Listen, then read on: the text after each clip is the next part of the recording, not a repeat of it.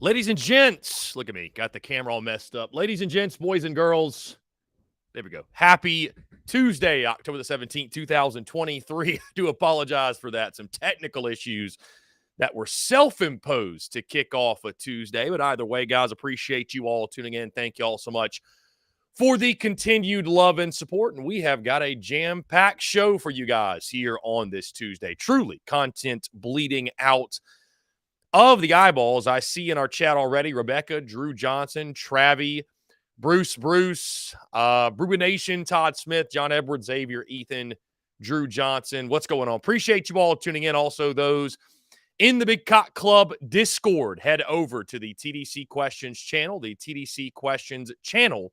be sure your questions are answered there. If you want to join the Big Cock Club, guys, patreon.com/Big Cock Club, or click the link in bio on our social media. You'll see Big Cock Club right there at the top. You can join today, only $6.99 a month.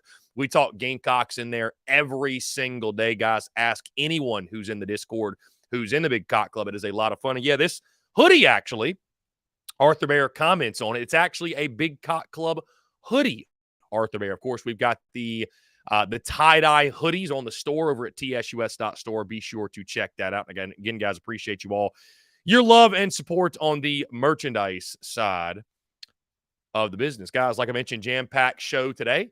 Of course, Shane Beamer is speaking to the media today at 1:30. We will not air that here on our airwaves. We've got other things to discuss and talk about, but got a weird feeling that it's going to be a very, very interesting Shane Beamer press conference in the midweek after that loss to Florida. And, of course, Mizzou waiting in the wings on Saturday. Gamecocks taking on the Missouri Tigers. We'll start talking about that, of course, guys.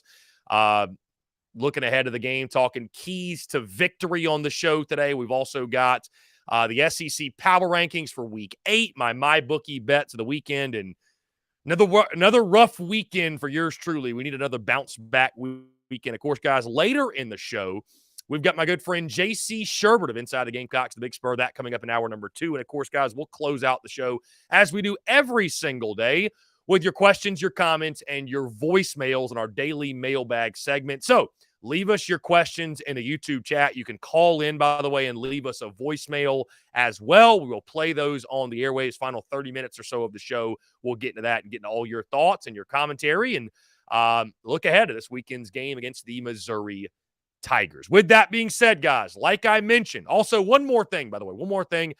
We officially have a kickoff time for our watch party next weekend at Carolina Cigars in Hilton Head. All of my low country Gamecocks, we will be on Hilton Head Island watching South Carolina take on Texas A&M. All the details are on social media in regards to address, what have you, but we now know it is a noon kickoff. So yours truly going to plan to get there probably around 11 a.m. Get there, get set up, hang out, all that good stuff. We'll be smoking cigars, hanging out during the Gamecocks and A&M game. Hopefully we'll be smoking some victory packs. Nothing's guaranteed, but hopefully that's the case. But we now have a kickoff time for that. Carolina Cigars. You guys see the ad every single day.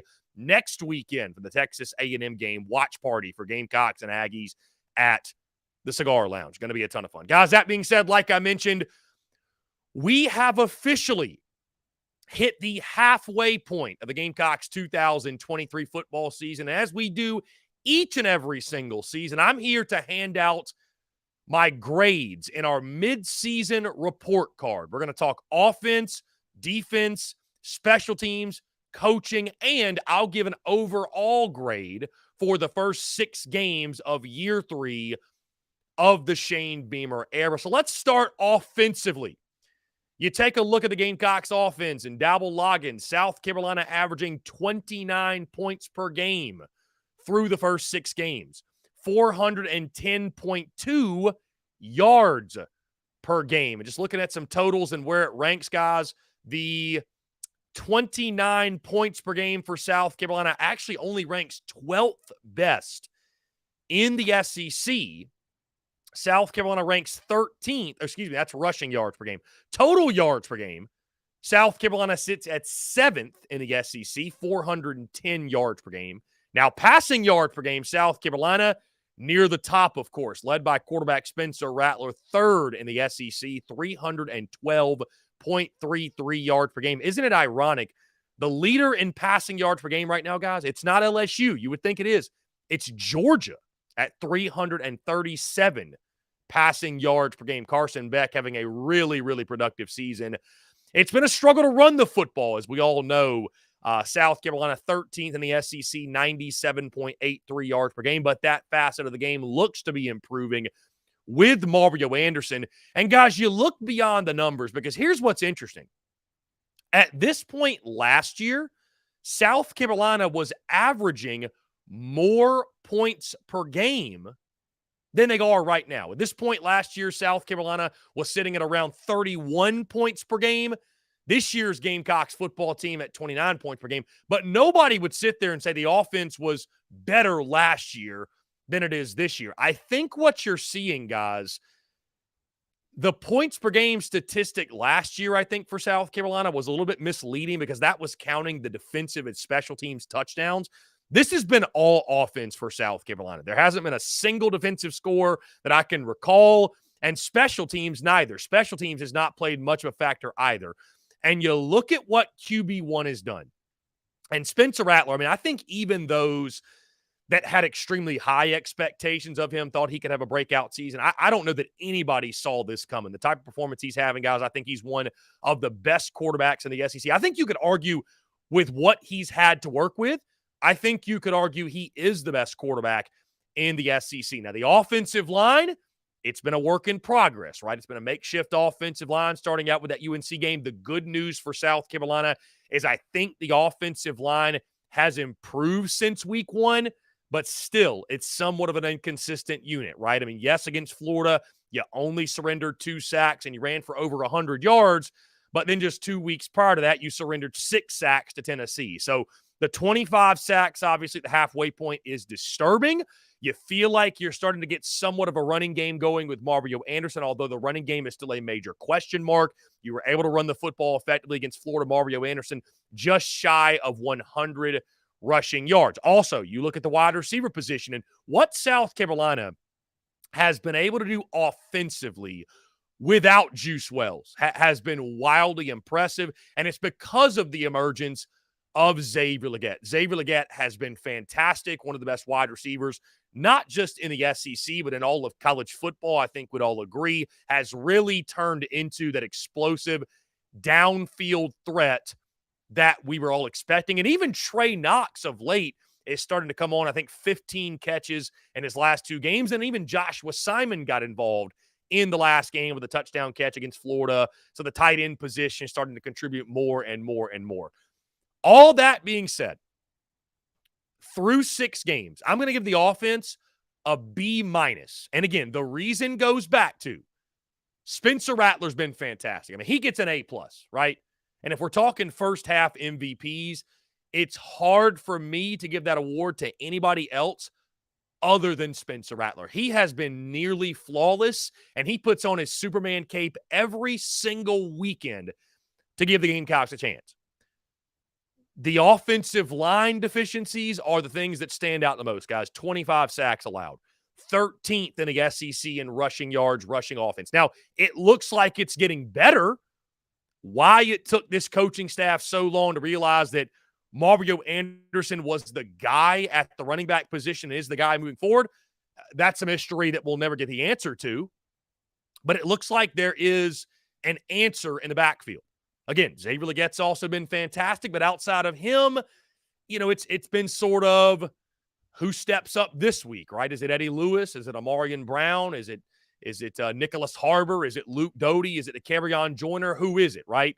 So there haven't been a lot of answers outside of him.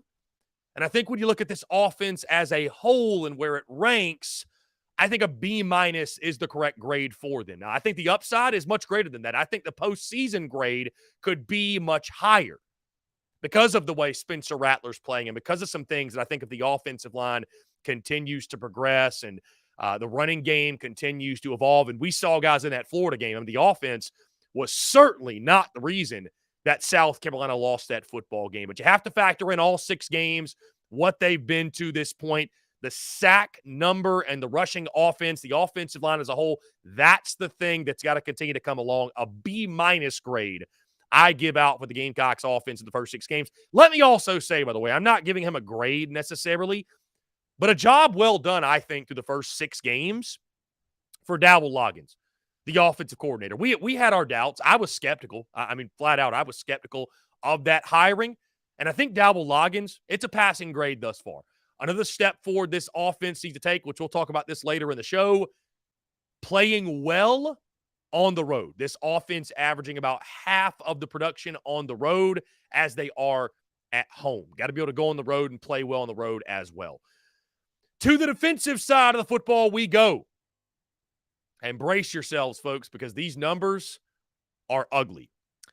South Carolina is allowing 31.3 points per game. 451.5 yards per game.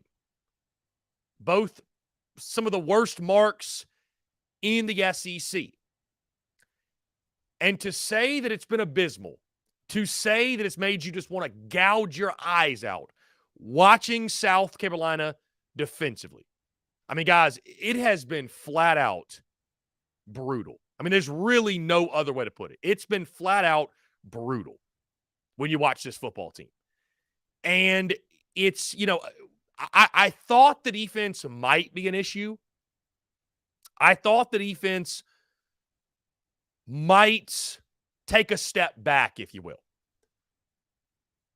But to see what we have seen to this point, I mean, it just goes almost beyond all comprehension. Really, truly.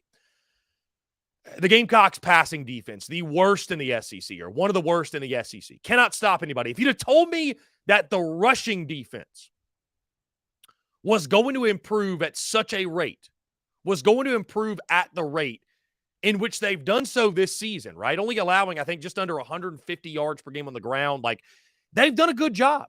But the reason is that why run the ball when the explosive plays down the field are there for the taking? And boy, oh boy, have they been down the field. Have they been there for opponents this season?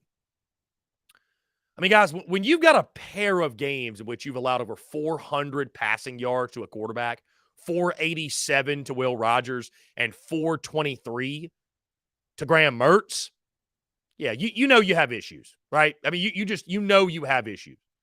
And South Carolina undoubtedly has major, major issues.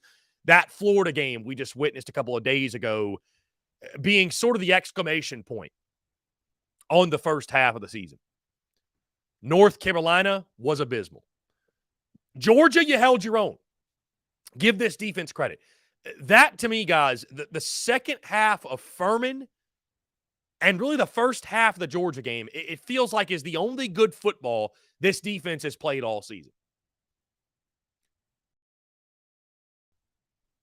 And you're having to combat that and try to overcome that. And unfortunately, what your offense has done and all these great performances, they've just gone by the wayside.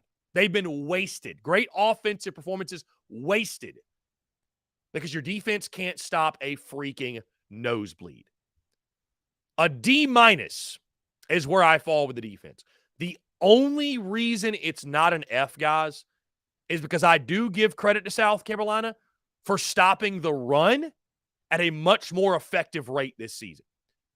But outside of that, I mean, what good is there really to say for South Carolina? What good can you say? I mean, the Gamecocks across the board have been abysmal. And, again, at all 3 levels. That's what's frustrating, at all 3 levels. Here we go. National ranks for the Gamecocks defensively. Total defense at 451.5 yards per game, 124th nationally. Passing defense, 321.7 yards per game, 133rd nationally. Guys, keep in mind, there's only, 139 teams? 139, I believe, is the number. So 133rd nationally in pass defense. 31.3 points per game, 107th nationally. in scoring defense. Rushing defense, 129.8 yards per game, 55th nationally, which, again, you made a step forward there. Tackles for loss, only 27, 120th nationally. Fourth down conversions you've given up, 10, 121st nationally. Sacks, you only have 13. You're one of the worst in the SEC, 80th nationally. And finally, takeaways, which is what you've hung your hat on for the first 2 years, the Shane Beamer era and the Clayton White era, 7, 94th nationally. The Gamecocks are not getting the turnovers to mask their deficiencies this year. They're on full display.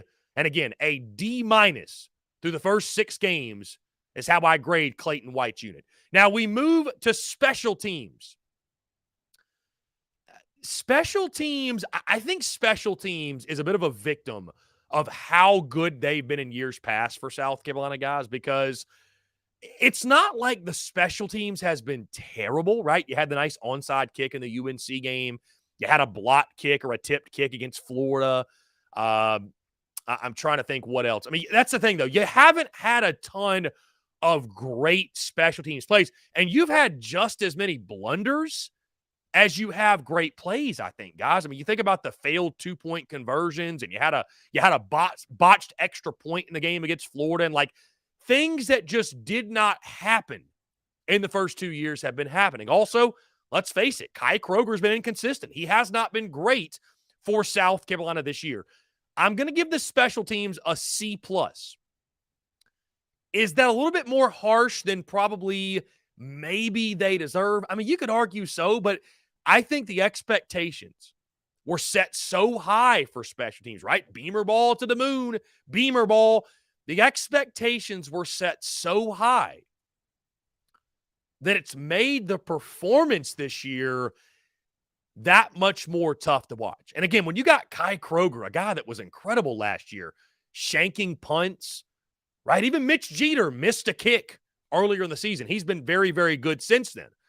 But I just think special teams in the first half, it has not had the impact on games that we're accustomed to seeing and that we're used to seeing. So for that reason, I give the special teams a C+.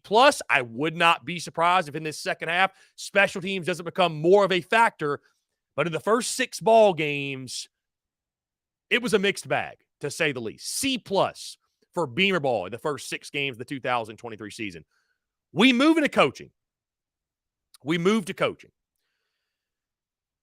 There have been things, guys, in the first half of this season that have really caused concern when it comes to not just this 2023 season, but I think the Shane Beamer era as a whole. The adjustments or lack thereof across the board, personnel issues, usage of personnel. I mentioned earlier in the show, why did it take so long to realize that Mario Anderson was this team's RB1 and it wasn't even close? How were you in games against North Carolina and Florida when you had extra time to prepare? You displayed 2 of your worst performances of the season. How does that happen? On the bright side, Dabble Loggins, I think, has done a really, really good job, especially with Spencer Rattler and getting him comfortable and getting the best out of QB1. Outside of that, I think Pete Limbo does a good job with his unit. But, like, guys, outside of that, I mean, you can really – there's a lot of things you can point to and question the coaching in the first 6 games. I mean, defensively as a whole, guys, when you're calling for your defensive coordinator's job, it's probably not a good sign. And I think Shane Beamer has done a good job, or as good a job as he can, in regards to keeping this team positive and keeping this group afloat. But, guys, you know it's not a good sign when your coach's post-game press conference outbursts match the number of wins you have in the first 6 games. It's not a good sign. It's not a good sign at all. I think Dabble Loggins has been the bright spot, but I think across the board, guys, I think there's a lot of questions. I really do, in regards to the way you use personnel, adjustments or lack thereof, not being able to get your team ready to play and play their best football with extra time to prepare. I think there's things to be concerned about. I give the coaching a C-. I give the coaching a C-, guys. I think Dabble Loggins is the bright spot. Outside of that, I think it's been questionable, to say the least. And finally, guys, my overall grade for South Carolina in the first 6 games of the 2023 football season: 2-4 overall record, 1-3 in SEC play. Not a whole lot of bright spots, guys, truly. Before the Florida game, you looked at the schedule and said, hey, South Carolina's played 3 top 25 teams. Their combined opponent's record is 15-1. They've just been a victim of a brutal schedule. And South Carolina's played a tough schedule. Let's not get it twisted, right? North Carolina is really, really good. Georgia's Georgia. And Tennessee is a top-tier SEC team as well. But then the Florida loss happened. And that was the one, guys, that you could argue sent this season off the rails. And I think when we look back, if South Carolina does unfortunately go 4-8 or 5-7, we're going to look at that Florida game and say that was the one. That was the one that derailed any hope of this being a positive season for South Carolina. Your 2 wins, 1 over Furman. I mean, you throw that out as an FCS game, and that was a game, guys, that was close in the first half. Furman was beating you at one point. And then Mississippi State, you had to escape by the hair of your chinny chin chin just to find a way to beat a team that, you'll see in our SEC power rankings down at the bottom of those power rankings in most regard as one of the worst teams in the SEC.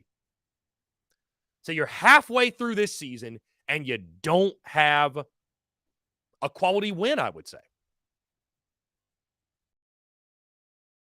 The bright spot has been offensively Spencer Rattler, his performance.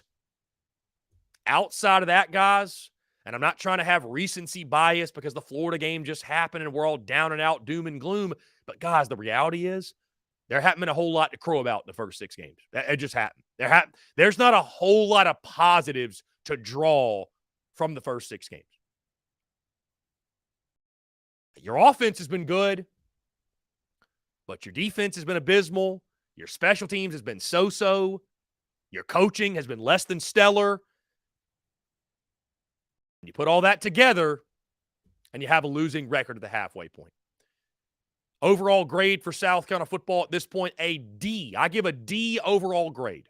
You've got an SEC win under your belt. Congratulations. You haven't lost every game you've played, but it's very close to an F. And that Florida game, guys, literally was the difference between, I think, a C-plus grade and the grade currently. It meant that much. An overall grade of D for South Carolina through the first 6 contests of 2023. And we'll see how much these grades change when we revisit them at season's end. Guys, that being said, let's go ahead and jump into our first break of the day. On the other side, we're going to get into our keys to victory. What must South Carolina do to end their 4-game losing streak against the Missouri Tigers? All that and more on the other side of this break. You're tuned in to the Daily Crow.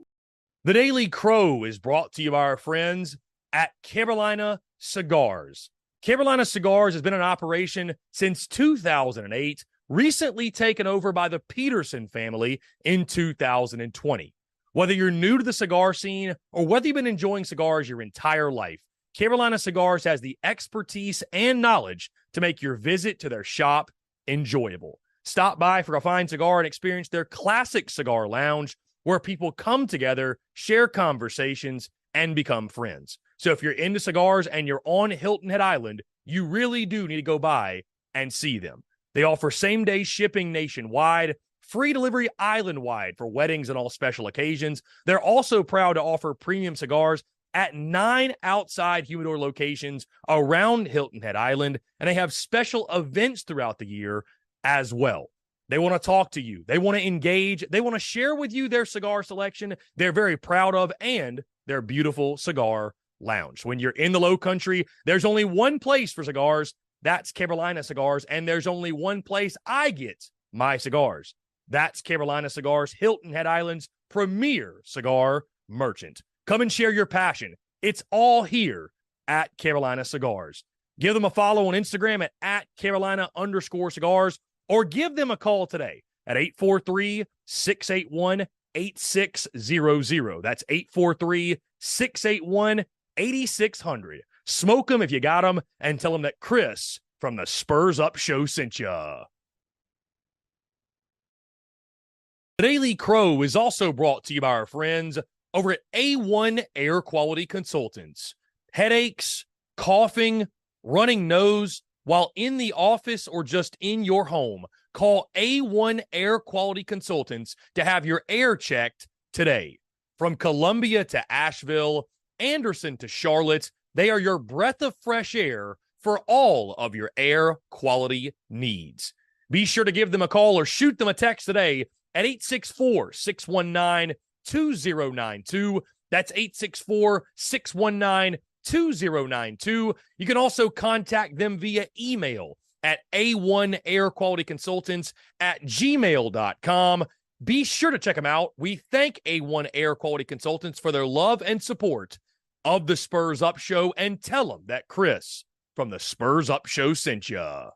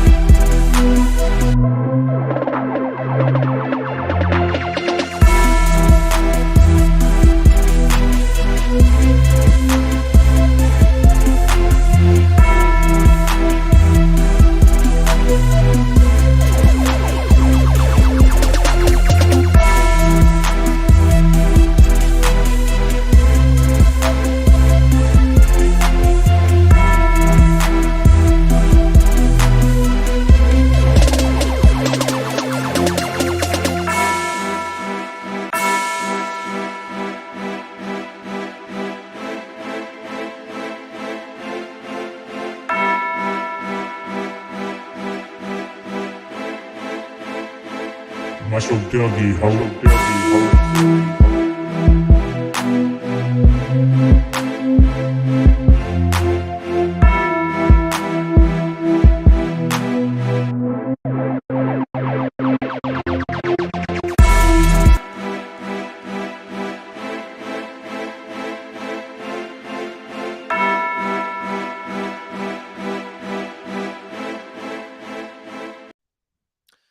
Ladies and gents, boys and girls, we're back here on this Tuesday, October the 17th, 2023. Hope you're all doing well, guys. Appreciate you all tuning in. Do not forget, in our second hour, we've got JC Shurburtt of Inside the Gamecocks of the Big Spur joining the show. And again, we've got tons of content today to discuss, to get into. So without further ado, let's go ahead and get into it.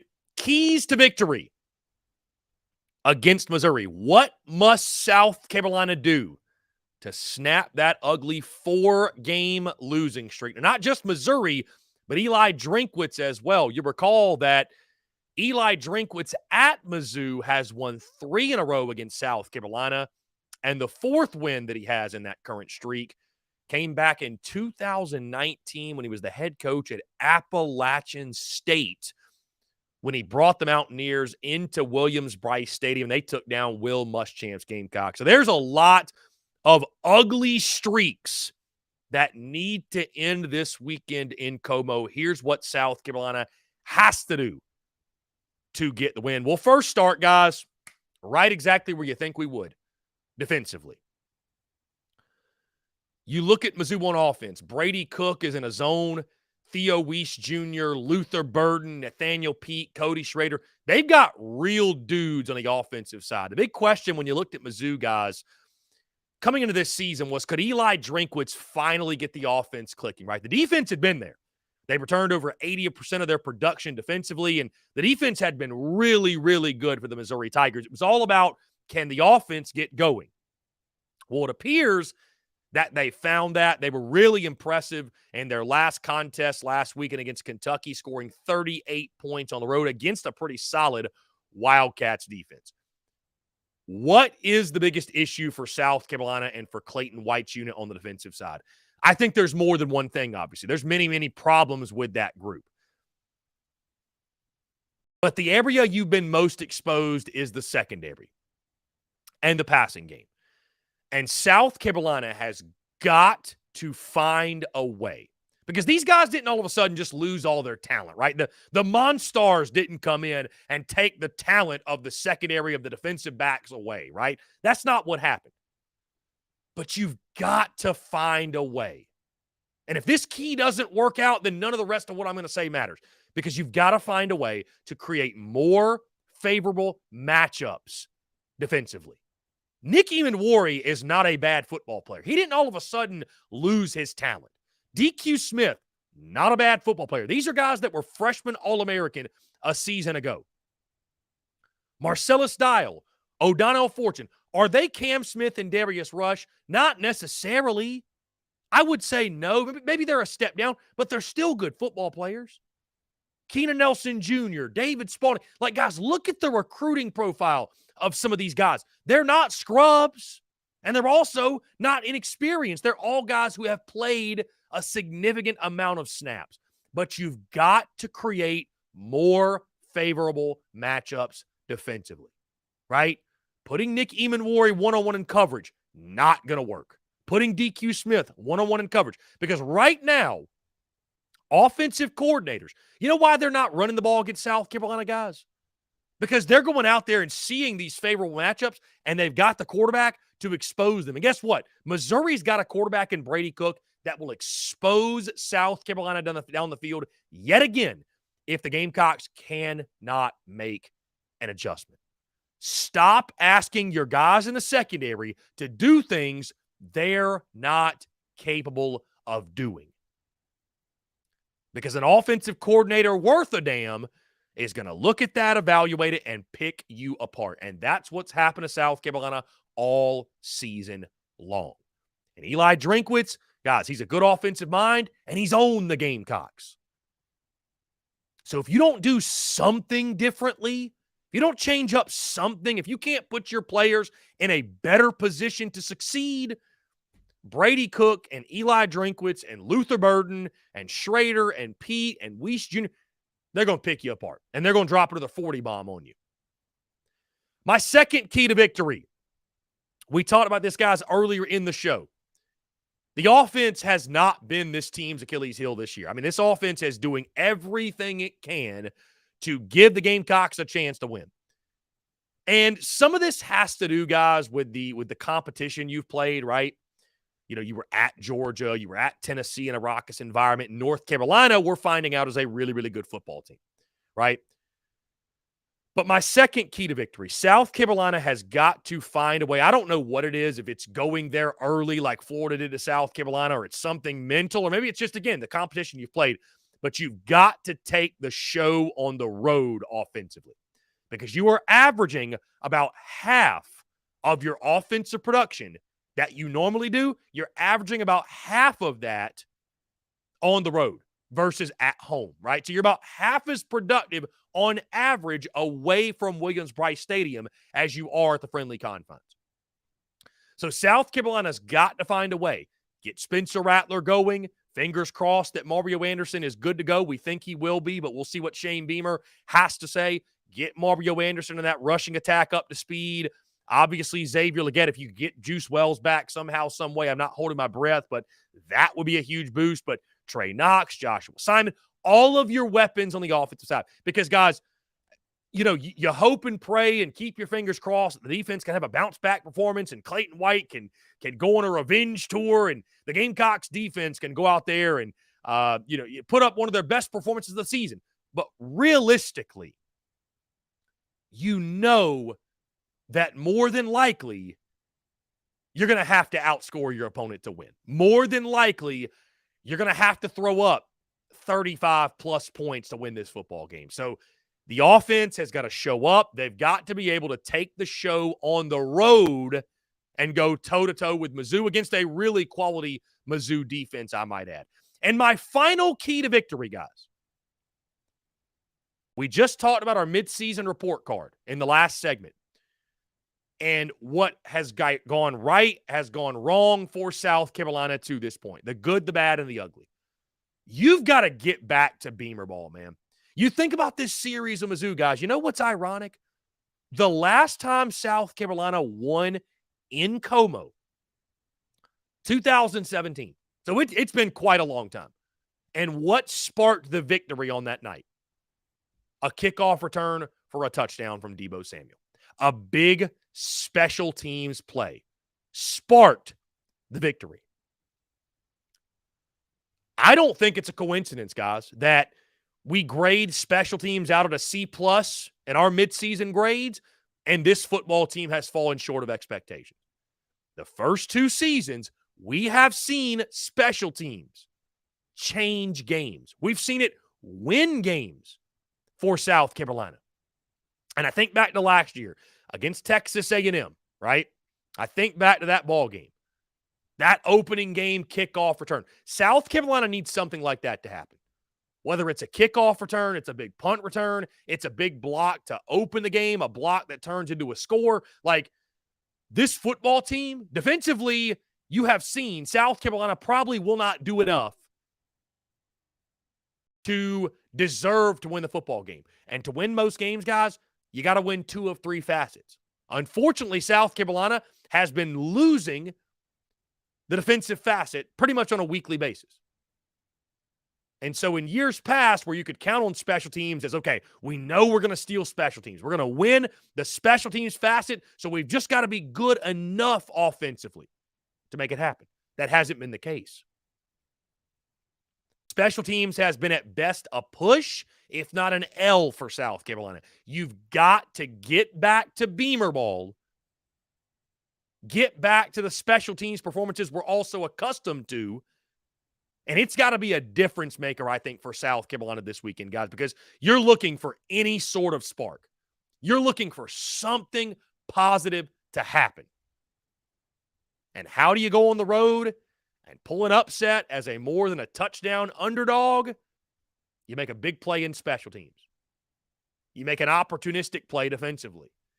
You go out there and you punch them in the mouth early on offense. But getting back to special teams and getting back to making big plays in Beamer ball, a huge key for South Carolina to get this tiger-sized monkey off their back and finally end the streak against Missouri. So again, my 3 keys to victory against Missouri: create more favorable matchups defensively, take the show on the road offensively, and get back to Beamer ball. Guys, that being said, let's go ahead and jump into another quick break. On the other side, we'll get into my SEC power rankings for Week 8 of the 2023 college football season. All that and more, guys, on the other side of this break. You're tuned in to The Daily Crow. The Daily Crow is brought to you by our friends at Carolina Cigars. Carolina Cigars has been in operation since 2008, recently taken over by the Peterson family in 2020. Whether you're new to the cigar scene or whether you've been enjoying cigars your entire life, Carolina Cigars has the expertise and knowledge to make your visit to their shop enjoyable. Stop by for a fine cigar and experience their classic cigar lounge where people come together, share conversations, and become friends. So if you're into cigars and you're on Hilton Head Island, you really do need to go by and see them. They offer same-day shipping nationwide, free delivery island-wide for weddings and all special occasions. They're also proud to offer premium cigars at 9 outside humidor locations around Hilton Head Island, and they have special events throughout the year as well. They want to talk to you. They want to engage. They want to share with you their cigar selection they're very proud of and their beautiful cigar lounge. When you're in the Low Country, there's only one place for cigars. That's Carolina Cigars, and there's only one place I get my cigars. That's Carolina Cigars, Hilton Head Island's premier cigar merchant. Come and share your passion. It's all here at Carolina Cigars. Give them a follow on Instagram at Carolina_cigars, or give them a call today at 843-681-8600. That's 843-681-8600. Smoke them if you got them, and tell them that Chris from the Spurs Up Show sent ya. The Daily Crow is also brought to you by our friends over at A1 Air Quality Consultants. Headaches, coughing, running nose while in the office or just in your home, call A1 Air Quality Consultants to have your air checked today. From Columbia to Asheville, Anderson to Charlotte, they are your breath of fresh air for all of your air quality needs. Be sure to give them a call or shoot them a text today at 864-619-2092. That's 864-619-2092. You can also contact them via email at a1airqualityconsultants@gmail.com. Be sure to check them out. We thank A1 Air Quality Consultants for their love and support of the Spurs Up Show, and tell them that Chris from the Spurs Up Show sent ya.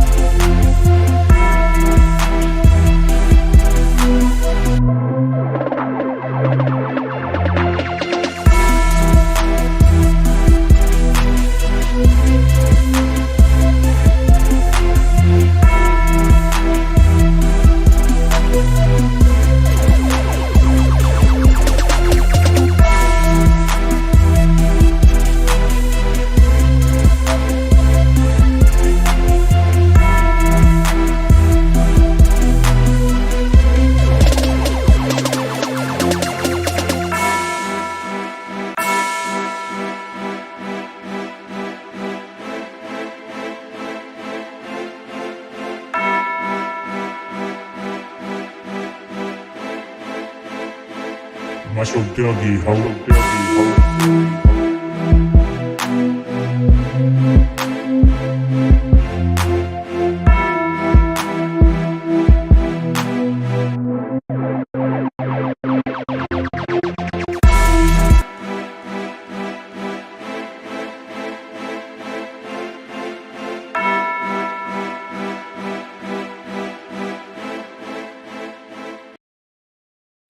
Ladies and gents, boys and girls, welcome back here on this Tuesday, October the 17th, 2023. Appreciate each and every single one of you tuning in, guys. Do not forget, hit that subscribe button on YouTube, hit that bell icon so you get notifications of when we go live and we drop new video content as well. You're going to notice, guys, we are beefing up our YouTube content. So you're going to see a lot more in regards to long form video, also YouTube Reels, a lot more content for you guys. If you want to go back and check out the show, but watch it in segmented form versus having to sit through or watch the entire 2 hour plus show, you can do that. Also, of course, make sure you subscribe on iTunes, Spotify, Google Podcasts, wherever you get your podcasts. And guys, leave us a 5-star review. It helps boost the show, and again, really appreciate it. And also just leave us your feedback, things you like, things you don't like, things you'd like to see improved.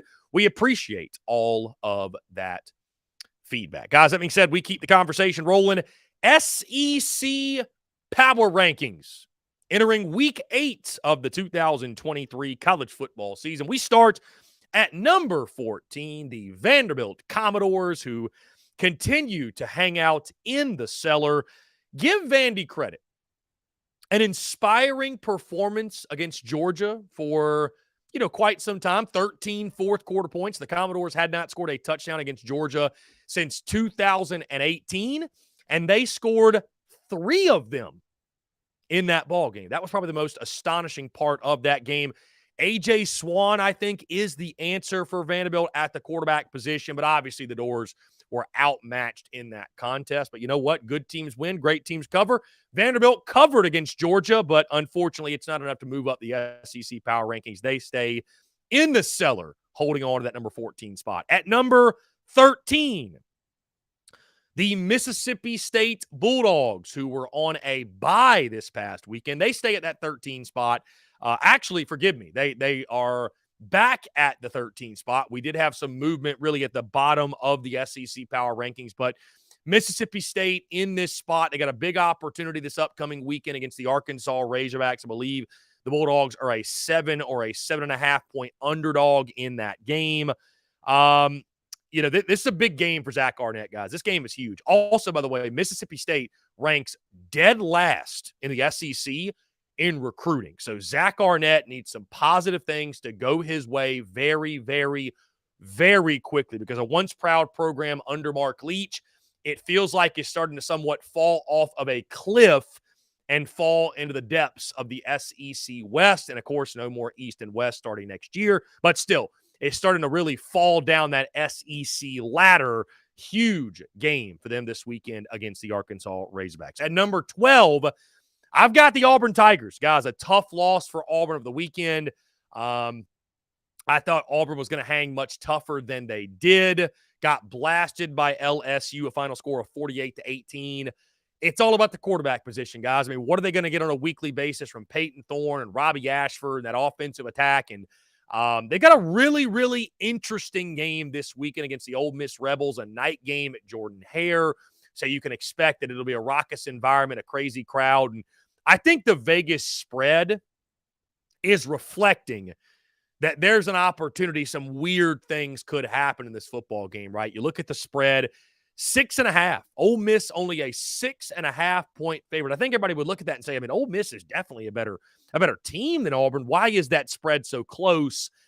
It feels like somewhat of a sucker line.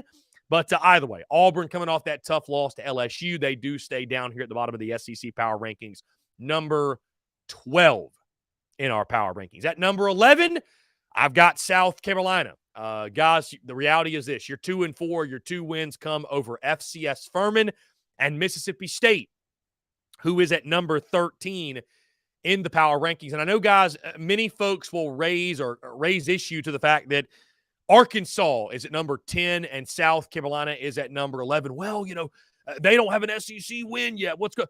Guys, Arkansas plays Mississippi State this weekend. I think that's more than likely going to change. But, guys, when you look at the Gamecocks, the one positive going for them right now is Spencer Rattler, right? It really does. Like, people hate to hear it, and they take it as such an insult. But, guys, it's just the reality that I think we need to embrace.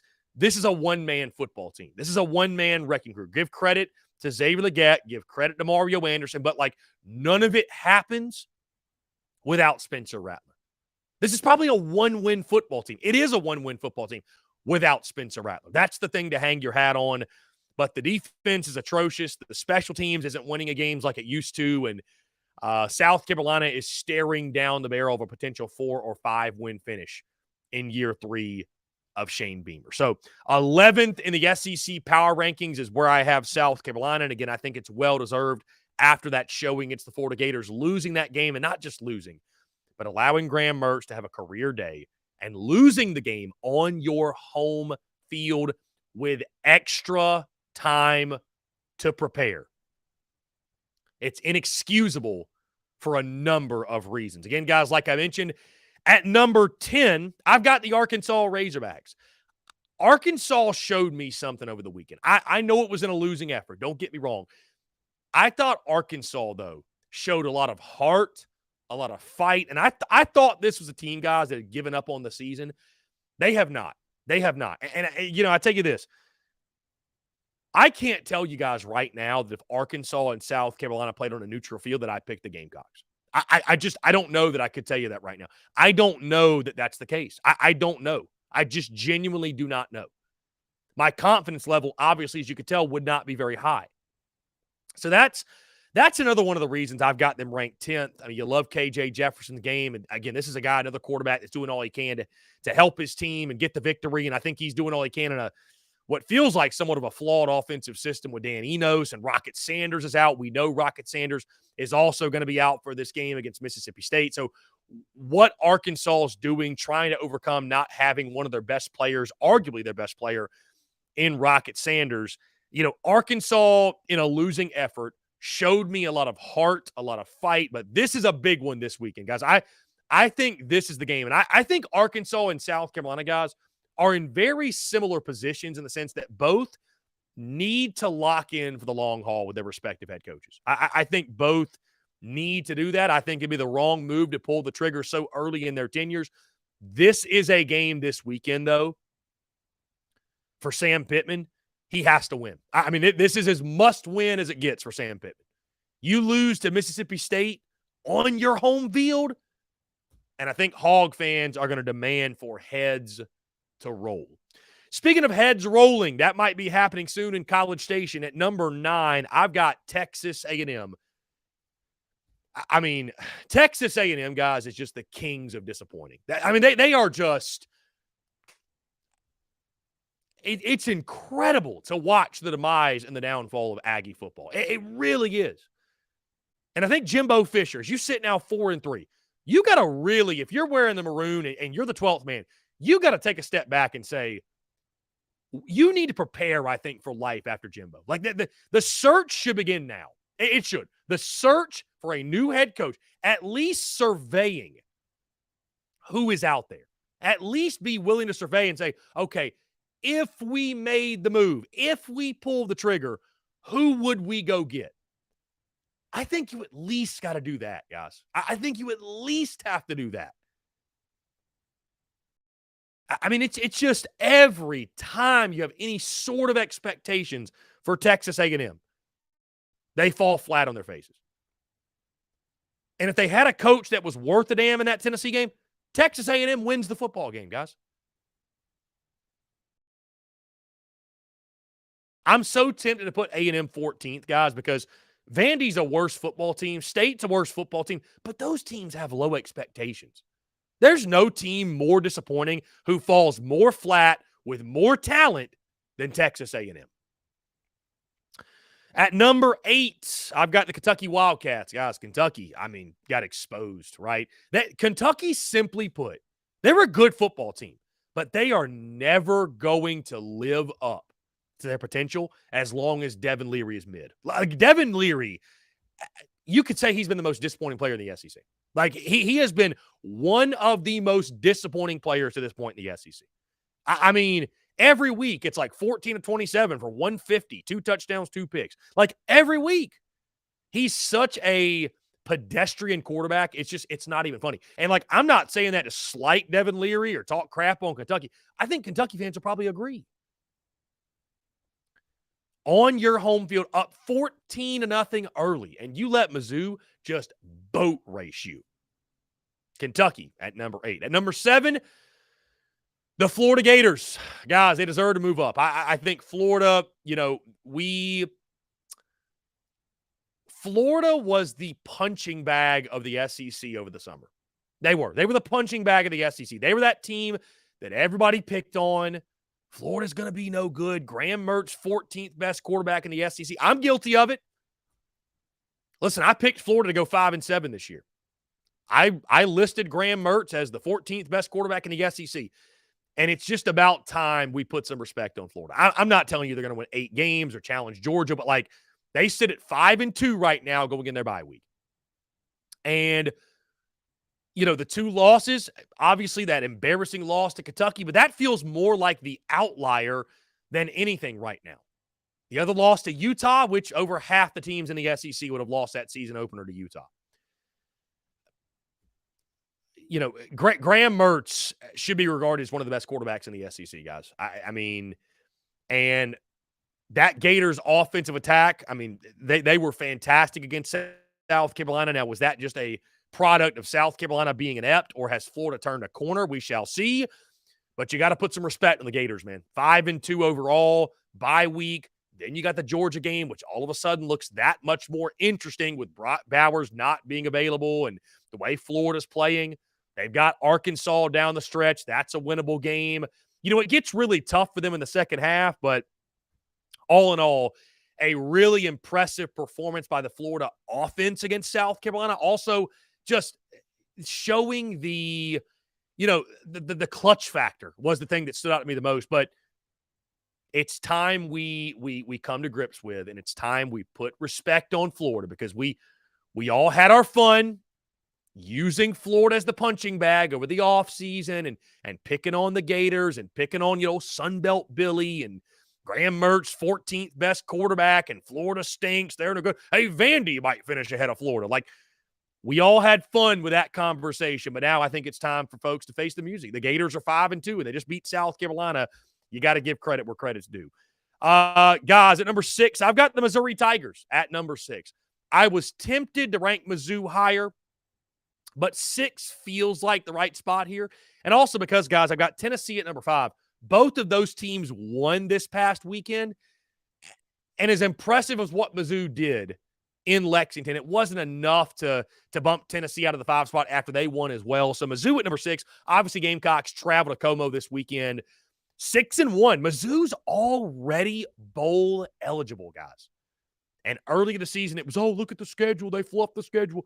Guys, you can say Kentucky's a fraud all you want, and they may not be all that, whatever, but Missouri went in there and dismantled them. And this is also a Missouri team that went toe-to-toe with LSU for quite a while, right? Went toe-to-toe with LSU.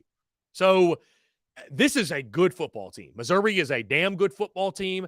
They're a legitimate team. I don't know if at 6-1, I don't know that they have enough to challenge Georgia, let's say, in the SEC East. I don't know if they're quite there yet, but Missouri's legit. Missouri is a damn good football team, and it's going to be a real test for South Carolina this weekend. But Brady Cook at the quarterback position is in a zone. Even when Luther Burden had 2 catches last weekend, Theo Weiss Jr. steps up. Like, they've got real dudes across the board, and they've still got a really talented defense that I think flex their muscles a little bit in Lexington as well. So it's going to be interesting how they fare against South Carolina. Obviously, they should have tons of confidence. 4 straight wins over the Gamecocks. That game being in Como, battle for the Mayor's Cup. Mizzou sitting number 6 in our power rankings. And again, guys, as I mentioned, number 5, I've got the Tennessee Volunteers. A big win. A big win on the home field. A lot of folks are going the Texas A&M route. Maybe Texas A&M is going to wake up in the line of scrimmage and all that. And, I think Tennessee's biggest question mark is that, Joe Milton, what do you have at the quarterback position? He did everything he could to throw that game away. But you can also look at it on the flip side, like, how encouraging is it that even when Joe Milton didn't play well, you used a really nasty defense and a running game, and you won ugly. But the key word is there, you won, right? Whether it's ugly or it's sexy or however you do it, you'll take wins every day of the week. So a big win for Tennessee against Texas A&M. And I think the Vols are set up really well, guys, going into this weekend, the 3rd Saturday in October against Alabama. That one is going to be a ton of fun to watch. At number 4, I've got the LSU Tigers. Really impressive showing, guys. Jaden Daniels keeps doing his thing. And I think that win over Auburn, that 48-18 win, that was sort of the get-right, feel-good game for the LSU defense. Now, can they continue to play at that level? Can they carry that over? They've got Army this weekend. Shouldn't be much of a test. I think LSU is like a 30-point favorite. Then you got the bye. Then you have Alabama. So it's all building up to that Bama game, right? Everything is culminating in that Alabama game, which is kind of what we expected in the preseason. LSU stays at number 4. If they can continue to make strides defensively, That's the big question for LSU because you know you have the offense, Jaden Daniels, Malik Neighbors, Logan Diggs, Brian Thomas Jr. on the outside. But what do you get out of that defense moving forward? That's the big question mark. At number 3, I've got the Ole Miss Rebels, guys. Ole Miss had the bye week and a chance to get healthy for them. Jackson Dart had been suffering some injuries. Some other guys on the offensive side, Quinshawn Judkins, right, getting him back to 100%.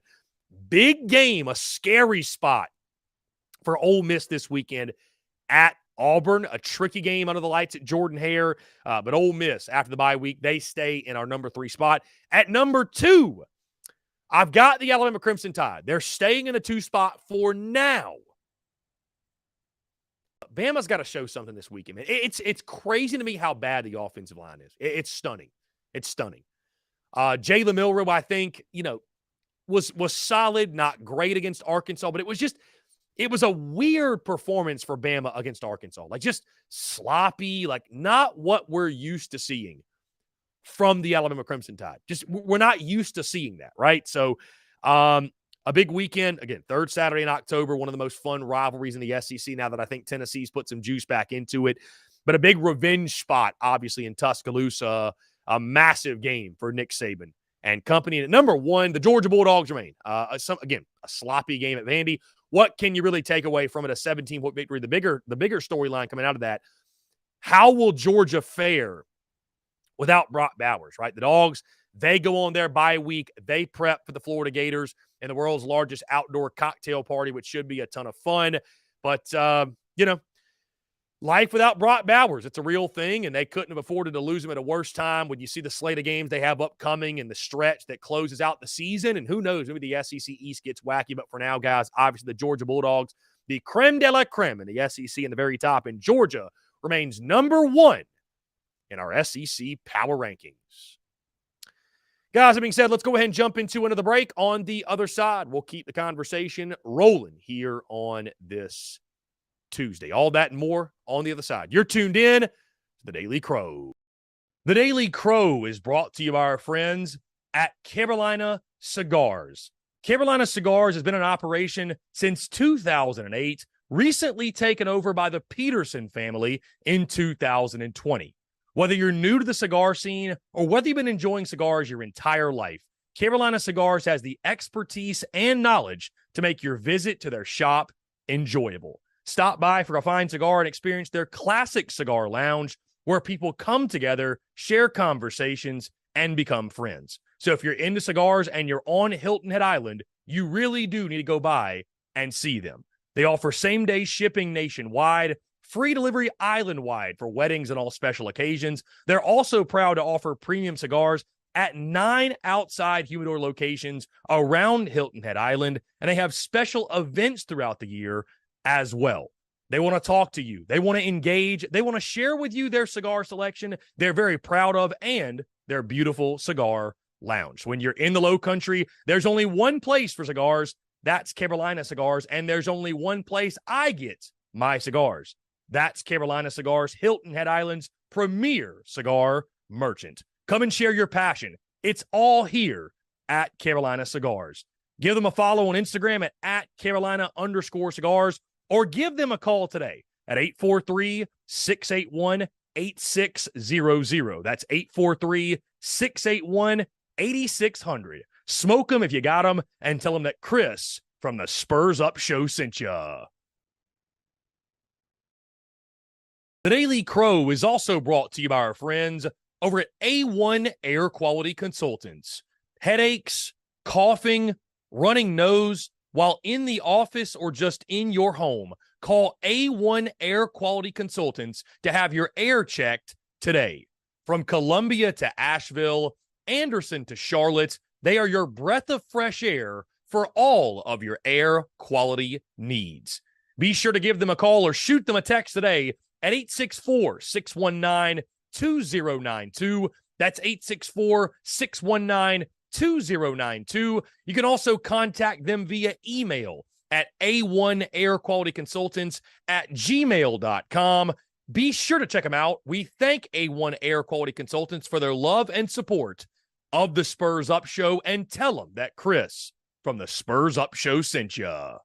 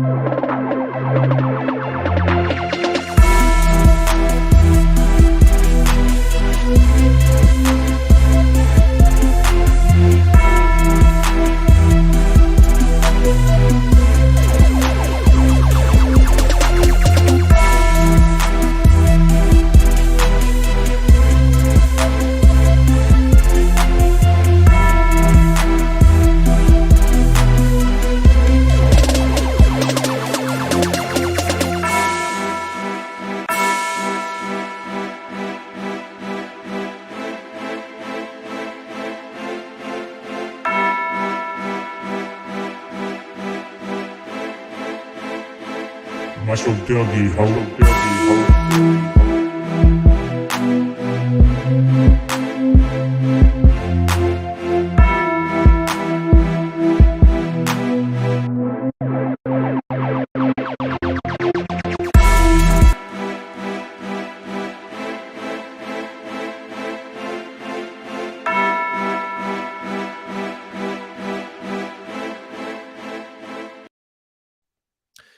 Ladies and gents, boys and girls, we're back here on this Tuesday, October the 17th, 2023. Appreciate each and every single one of you tuning in.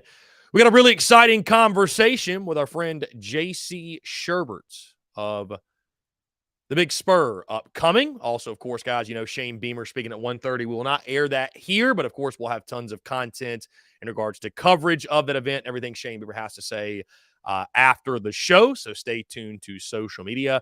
Guys, I'm going to run through my gambling picks for week 8 of the 2023 college football season really, really quickly. Like I mentioned, we got a lot of content to jam in today. Honestly, I'm not exactly sure how much time we're going to have for the daily mailbag, so I do apologize in advance because, again, there's just so much to discuss and dissect and talk about. So, again, I appreciate you guys being understanding. But, again, we are going to run through these week 8 gambling picks really quickly, and then we'll get right into our conversation with JC Shurburtt of the Big Spur, guys, one that I know you are sure to enjoy. So that being said, guys, I need a big week, a minor setback for a major bounce back. Yours truly, it's crazy. It's like I either have great weeks or terrible weeks. I have not had many 500 weekends in gambling this season. I'm either going like 5-2 or 4-2, or I'm going 1-6. And unfortunately, this past weekend was one of the 1-6 weekends. Thank goodness for the over in Oregon and Washington, because outside of that, I missed literally everything. So our overall record, we sit now 26, 26, and 3. So the good news is this. The last time I was at 500, we had a big bounce back weekend. I think we're going to do the same this weekend. So without further ado, week 8 gambling picks. We start, guys, Georgia Tech and Boston College. Love the Yellow Jackets, -4.5. I like what Georgia Tech is doing with the program with Haynes King. You look at this game, Georgia Tech hosting this game in Atlanta, a noon kickoff against the Eagles. Love Georgia Tech in this ball game, -4.5. I would not be surprised if this one got sideways in favor of Georgia Tech. Arkansas taking on Mississippi State, guys. We talked about the importance of this game, I think, for both Sam Pittman, Zach Arnett, but this game being in Fayetteville, I know there's no Rocket Sanders. Arkansas has to have this one. They just have to have it, guys. Arkansas, this is as must-win as it gets for the Sam Pittman era in Fayetteville. I'm taking Arkansas -7. I think they're going to will their way to victory. I think Arkansas will get the job done. I still don't think, guys, Mississippi State is all that good. And so, again, for that reason, I've got Arkansas -7 in a must-win spot on their home field against the Hogs, or excuse me, in front of the Hogs faithful. We move to the third Saturday in October, guys. Alabama taking on the Tennessee Volunteers. This one's going to be fun, man. Revenge spot, right? Revenge written all over it after last year's 52-49 game, the thriller in Knoxville. I'm not jumping on the spread either way. This thing opened up, I think Bama was like a 10 or 11-point favorite. It's already down to Bama -8. So the money is pouring in on Tennessee. I'm going to stay away from that. I love the under 47.5, guys. You got a weak Alabama offensive line, a great front seven from Tennessee, and then you got Alabama's front seven, one of the best in the SEC as well, and a quarterback in Joe Milton who is very inconsistent and downright at times not good. I think this is a low-scoring slugfest, something like 24-20 or something in that regard. I think it goes under 47.5. I think this is a fun, kind of has that old school SEC where defense dominates the day type of feel. I think under 47.5 is the play in Tuscaloosa.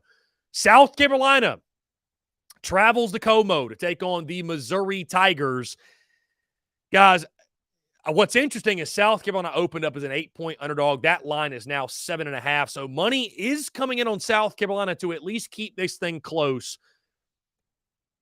And what's unique about this series, guys, I think it's like 5 or 6 years in a row, this game has gone under the total. This game's gone under the total. So this has been a lower scoring defensive type of ball game. And these games, it feels like they're always close as well, right? Like the South Carolina Missouri series has been crazy. And that's putting it lightly. But with that being said, guys, streaks are meant to be broken. Streaks in the sense of the under the total, right? Because there's no way I see this thing staying under 59.5. I think that South Carolina can't stop a nosebleed, and South Carolina's only chance of winning is Spencer Rattler and the offensive attack balling out. I think the over 59.5 is one of the easiest plays of the weekend. Again, I don't think the Gamecocks are going to have any answer for Brady Cook, Luther Burden, Theo Weiss Jr. Like, I just don't see this being the game that South Carolina has their resurgence defensively. And I mean, guys, you look at the depth chart, it's going to be the same guys out there, man. I mean, it's going to be the same guys in coverage trying to cover up Theo Weiss Jr. and Luther Burden. And I'm not saying Mizzou's going to score 50, but I don't see that ending well, right? So I think over 59.5 is the play this weekend in Como. West Virginia taking on Oklahoma State. A 3:30 kickoff. The Mountaineers looking for a big win. I think they get it. -3.5. I've got West Virginia, the Fighting Pat McAfees in Morgantown. I think they get the job done, guys. Oklahoma State stinks, flat out. You almost need no more reason to bet against Oklahoma State than that. They're terrible this year. I don't know what's going on. Iowa and Minnesota. You might recall, guys, a couple of weeks ago, I took the over in an Iowa game because I told you all, if you bet the under in this ball game, you're just a sicko. Bottom line, point blank, you're a weird human being. You know what? I have officially crossed over into sicko territory because I am taking the under in Iowa, Minnesota, under 32.5. Bring on the defense, baby. I want to see it. Bring on the defense. I cannot wait to watch this and be pulling for like a 10-7 game. I just can't wait to do it. So I've crossed over into sicko territory. Iowa, Minnesota, under 32.5. Love it. And finally, guys, I'm biting. Listen, I'm biting on the James Madison hype. It's just one guy. But that one guy has been fantastic this year. They got to travel to Marshall. Kind of a tricky spot. This game's actually on Thursday, a 7 o'clock kickoff. But James Madison, guys, they're coming off a 41-13 win over Georgia Southern. They have been great this year. It's one guy, but that one guy will be enough to take down Marshall and to cover the 3.5. All right, guys, that being said, hopefully there's some winners in there. It's just hopefully there's some winners in there. That being said, guys, we're going to jump right into it. Got a great conversation. Our good friend JC Shurburtt of the Big Spur, he joins us once again as he does every single week. Of course, this conversation had a great chat with JC this morning. So again, sit back, relax, enjoy this conversation as we talk all things the Florida game, Clayton White, the defense, the first half of the season, and of course, look ahead to this weekend's game against Como, against Mizzou in Como, I should say. Y'all enjoy the conversation. All right, guys, he joins us every single Tuesday to talk all things Gamecocks football. Our good friend JC Shurburtt of Inside the Gamecocks of the Big Spur. He joins the show once again. JC, what's going on, my friend? I appreciate you taking the time to chat. Yeah, great to be with you, Chris. Excruciating loss. Another one to the Gators, by the way. There's been a long line of those. I think Will Muschamp had a couple there in 2018 and 19 against these guys, but just a tough one to swallow. You know, I thought they had it. You know, up 10 late like that, all the momentum in the world. You'd held them to 3 points second half to that point, and then just two inexcusable drives based on a lot of different things. Matchups were bad. The tackling on the perimeter by Marcellus Dial was, I mean, he picked a bad day to have his worst game of the year. I don't think people have noticed him so much this season because teams haven't really challenged him and thrown at him. He's really done a good job. So it's unfortunate because, you know, Marcellus has kind of been inconsistent prior to this year. And it just kind of puts a bad taste in people's mouth that he kind of shows up and boom, that was a bad blown tackle. And that's not him. That's not his standard. You feel bad for him, but you just can't have that in that situation. And then you just absolutely cannot have Pearsall matched up against your safeties, which, the troubling trend, Chris, with when you look at all 6 games this year so far, opposing offensive coordinators, and I've said this all week, it gets into the other team has coaches too category. They are finding matchups and exploiting them against this defense. I saw it against North Carolina. I'm sitting there. Drake May drops back. Tight end runs a deep cross against Stone Blanton. We saw what Kobe Paysor did in one-on-one coverage with Keenan Nelson a couple of times. Furman had the slant all night until they adjusted. Georgia, I don't know what Mike Bobo was doing first half. Second half, though, he just adjusted his running game one gap over, and then he gashed Carolina and then took advantage of some things downfield, so they adjusted as well. You go forward after Georgia, Mississippi State, and the home games have been just bizarre. They held Mississippi State 32 yards rushing. Well, Will Rogers, not running Mike Leach's offense, throws for 487 because they take advantage of Tulu Griffith on DQ Smith all night.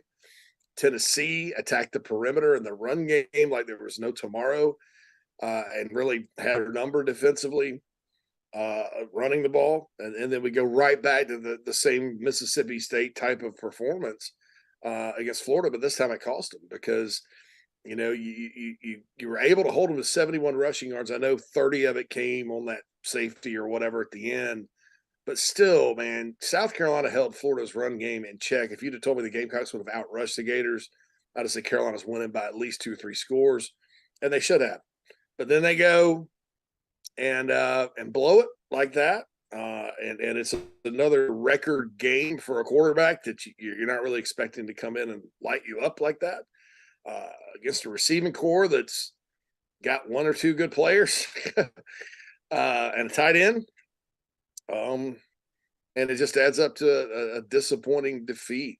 Shane Beamer is now 3-10 against SEC East competition outside of Vanderbilt. I didn't even realize that till I looked it up. But yeah, that's tough. And they're going to play a team that he's 0-2 against this weekend in Missouri. So just a tough pill to swallow and an absolute must-have game to blow it like that. Just it's crushing. Is it the end of the program based on track record around here under Beamer? Probably not. He has a way of rallying the troops when things seem at their darkest. But that defensive performance Saturday, Chris, was after an open date where people allegedly were supposed to be making adjustments and figuring things out. I just I get more and more concerned about the defense moving forward. And it wasn't. I do want to say this. You can't not blame coaching for Saturday because, like I said, other coordinators are getting their teams into favorable matchups, and nothing's happening to kind of fix that, right? But there were also some player issues, like Dial makes a tackle, the game's over. There were some player mistakes, but does that lead back to coaching fundamentals? I don't know. So I don't want to absolve anybody on that side of the ball for what happened Saturday. I don't even know. I don't even think it's an either or. I think it's an all of the above. But they have to fix this quick because you're going on the road where your offense is kind of scoring at half of what they are at home. It's one tough environment and one environment you hadn't won in a while. You got 4 home games to close out the season that are all winnable. And so if you can steal one of these, I think you're still in good shape to get to a bowl and all that. But boy, oh boy, it's they've put themselves in a hole. And the frustrating part is it's one side of the ball that just hasn't gotten fixed all year for whatever reason.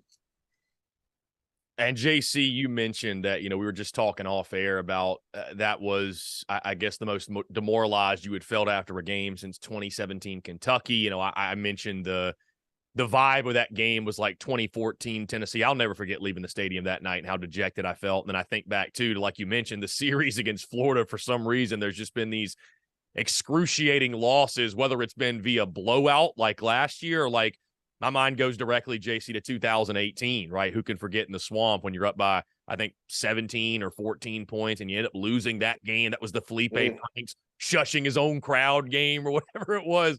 Yeah. I mean, there's been some really excruciating ones, but to your point, I want to make sure people realize, like, I don't think you're overstating it or overselling it in the sense of, that was a detrimental loss. I mean, we talked about, I labeled it the most important game of the 2023 season over the summer because of what hinged on it in regards to, it's one thing to not win 8 games in year 3 and match the win total, and that's disappointing. But now you have to stare in the face the real reality that this team may not make a bowl game. I mean, it's going to take a significant turnaround to get to 6 wins. And I think that's a reality that is really tough to stomach. JC, you mentioned obviously the defensive side. Let's get right into it. I'm not sitting here, JC, asking you to call for jobs here on the show, but I think most of this fan base at minimum feels like Shane Beamer has to take a good, long, hard look at Clayton White and what is happening on the defensive side. I feel the same way, JC. It's just,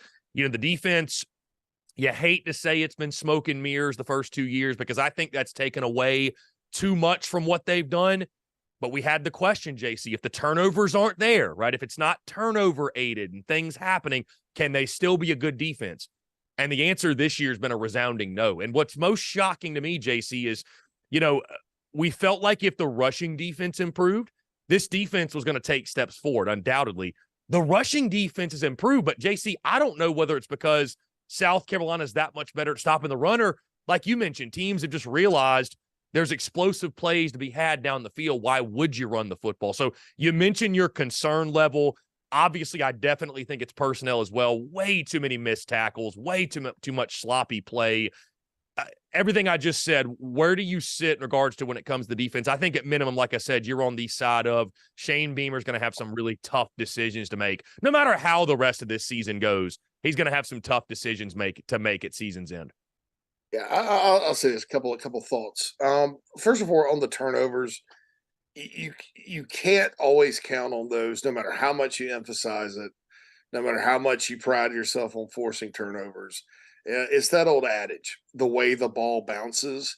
Sometimes the way the ball doesn't bounce your way. Also, if you're a team that is known for causing turnovers, what's going to happen? Again, it gets back to the other team as coaches too. What are they going to emphasize all week in practice? Ball security, ball security, ball security. Wrap up the ball. Don't let it out of your hands. Don't play sloppy. These guys can force them. They're going to try to punch it out, that kind of thing. Blah, blah, blah, blah, blah. And so teams come into it against your defense with the mindset of, we're not going to turn it over. We're not going to turn it over. Keep in mind, these are all college kids. So sometimes you have to overemphasize things. In the pros, not to turn the ball over. You're going to get fired if you do. And like in college, sometimes it takes that little extra emphasis because these are college kids. Their attention spans are, wherever. So I think some of that's happening. I think when teams prepare for South Carolina, well, how do we prepare? Well, we got to emphasize we don't turn the ball over. We've got to be good on special teams. Okay, well, let's go. And like I said, they have coaches too. So that's you can't count on turnovers ever. We should have learned that 2017, 2018, Chris. That 2017 team that won 9 games under Will Muschamp, man, they were top 10 in the country in turnovers.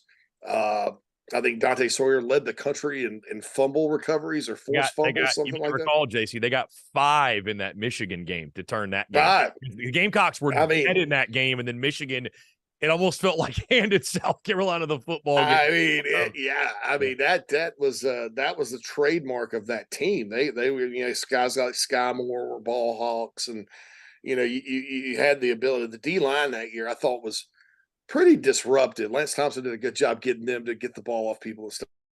But the next year, even before they lost all those players to injury in 18, they weren't getting the turnovers. It just didn't happen. Teams emphasized it. You were missing some guys that were kind of good, like Sky, to get it off and all that. So, there's a lesson right there. And like I said, that was before that defense got completely cratered due to injuries. That's number one. Number two, defensive coordinators. I have seen through the years, and I kind of just started thinking about this. There are a lot of very good defensive coordinators that end up getting figured out, and quite frankly, they have trouble regaining it. I go back to Brian Van Gorder. Brian Van Gorder at Georgia, one of the best coordinators in the country. right? Had a cup of coffee here for 30 days, went to the pros, came back to Auburn where they were atrocious. Ends up at Notre Dame, has a couple of good years, then gets exposed again, and that's it. Alex Grinch, who everybody in Southern California wants to fire, when he was with the Pirate out at Washington State, heck, that was one of the best defensive coordinators Mike Leach ever had. I remember them winning games like 30-10 over Oregon because that defense was so good.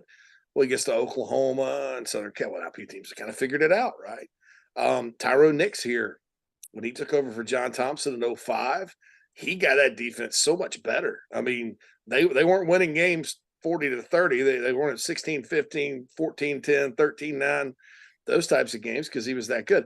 Well, then what happened by the time 2007 rolled around? Steamroll City, baby. That happened to him here. It's happened to Reggie Herring and Vic Koenig at Clemson and Kevin Steele, through his career. So there are, I want to say this, there are good defensive coordinators who get figured out and they end up flaming out or whatever. The great ones always adjust, always stay 2 steps ahead, always are evolving, creating, whatever.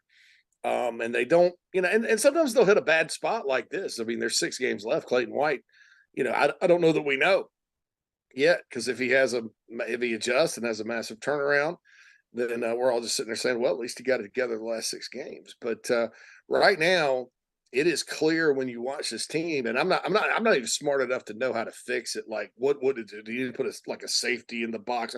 All that X's and O's stuff. I don't know. I just know this. It's obvious to everybody. Opposing OCs are looking and going, okay, we're going to get this matchup. They get the matchup, they execute, and it's working. So there's good calls versus bad calls all over the place. Shane Beamer's right. There were some good calls that weren't executed Saturday, but that's part of it too. And sometimes those mistakes magnify, when you're not consistently, when other teams are consistently knowing how to pick on you.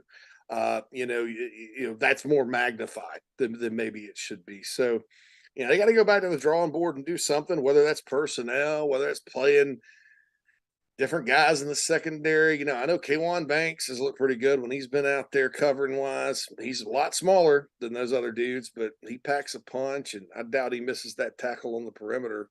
Other than that, what direction do you go? I mean, edge is still an issue too. They got more pressure Saturday than they have, but you've got things happening up front that, especially on the edges, that they could be better.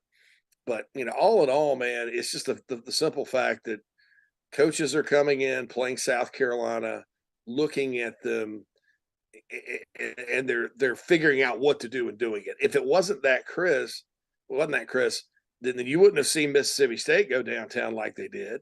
And you would have seen Florida all of a sudden, look like the 96 Gators going up and down the field in the passing game, because that's not what they do.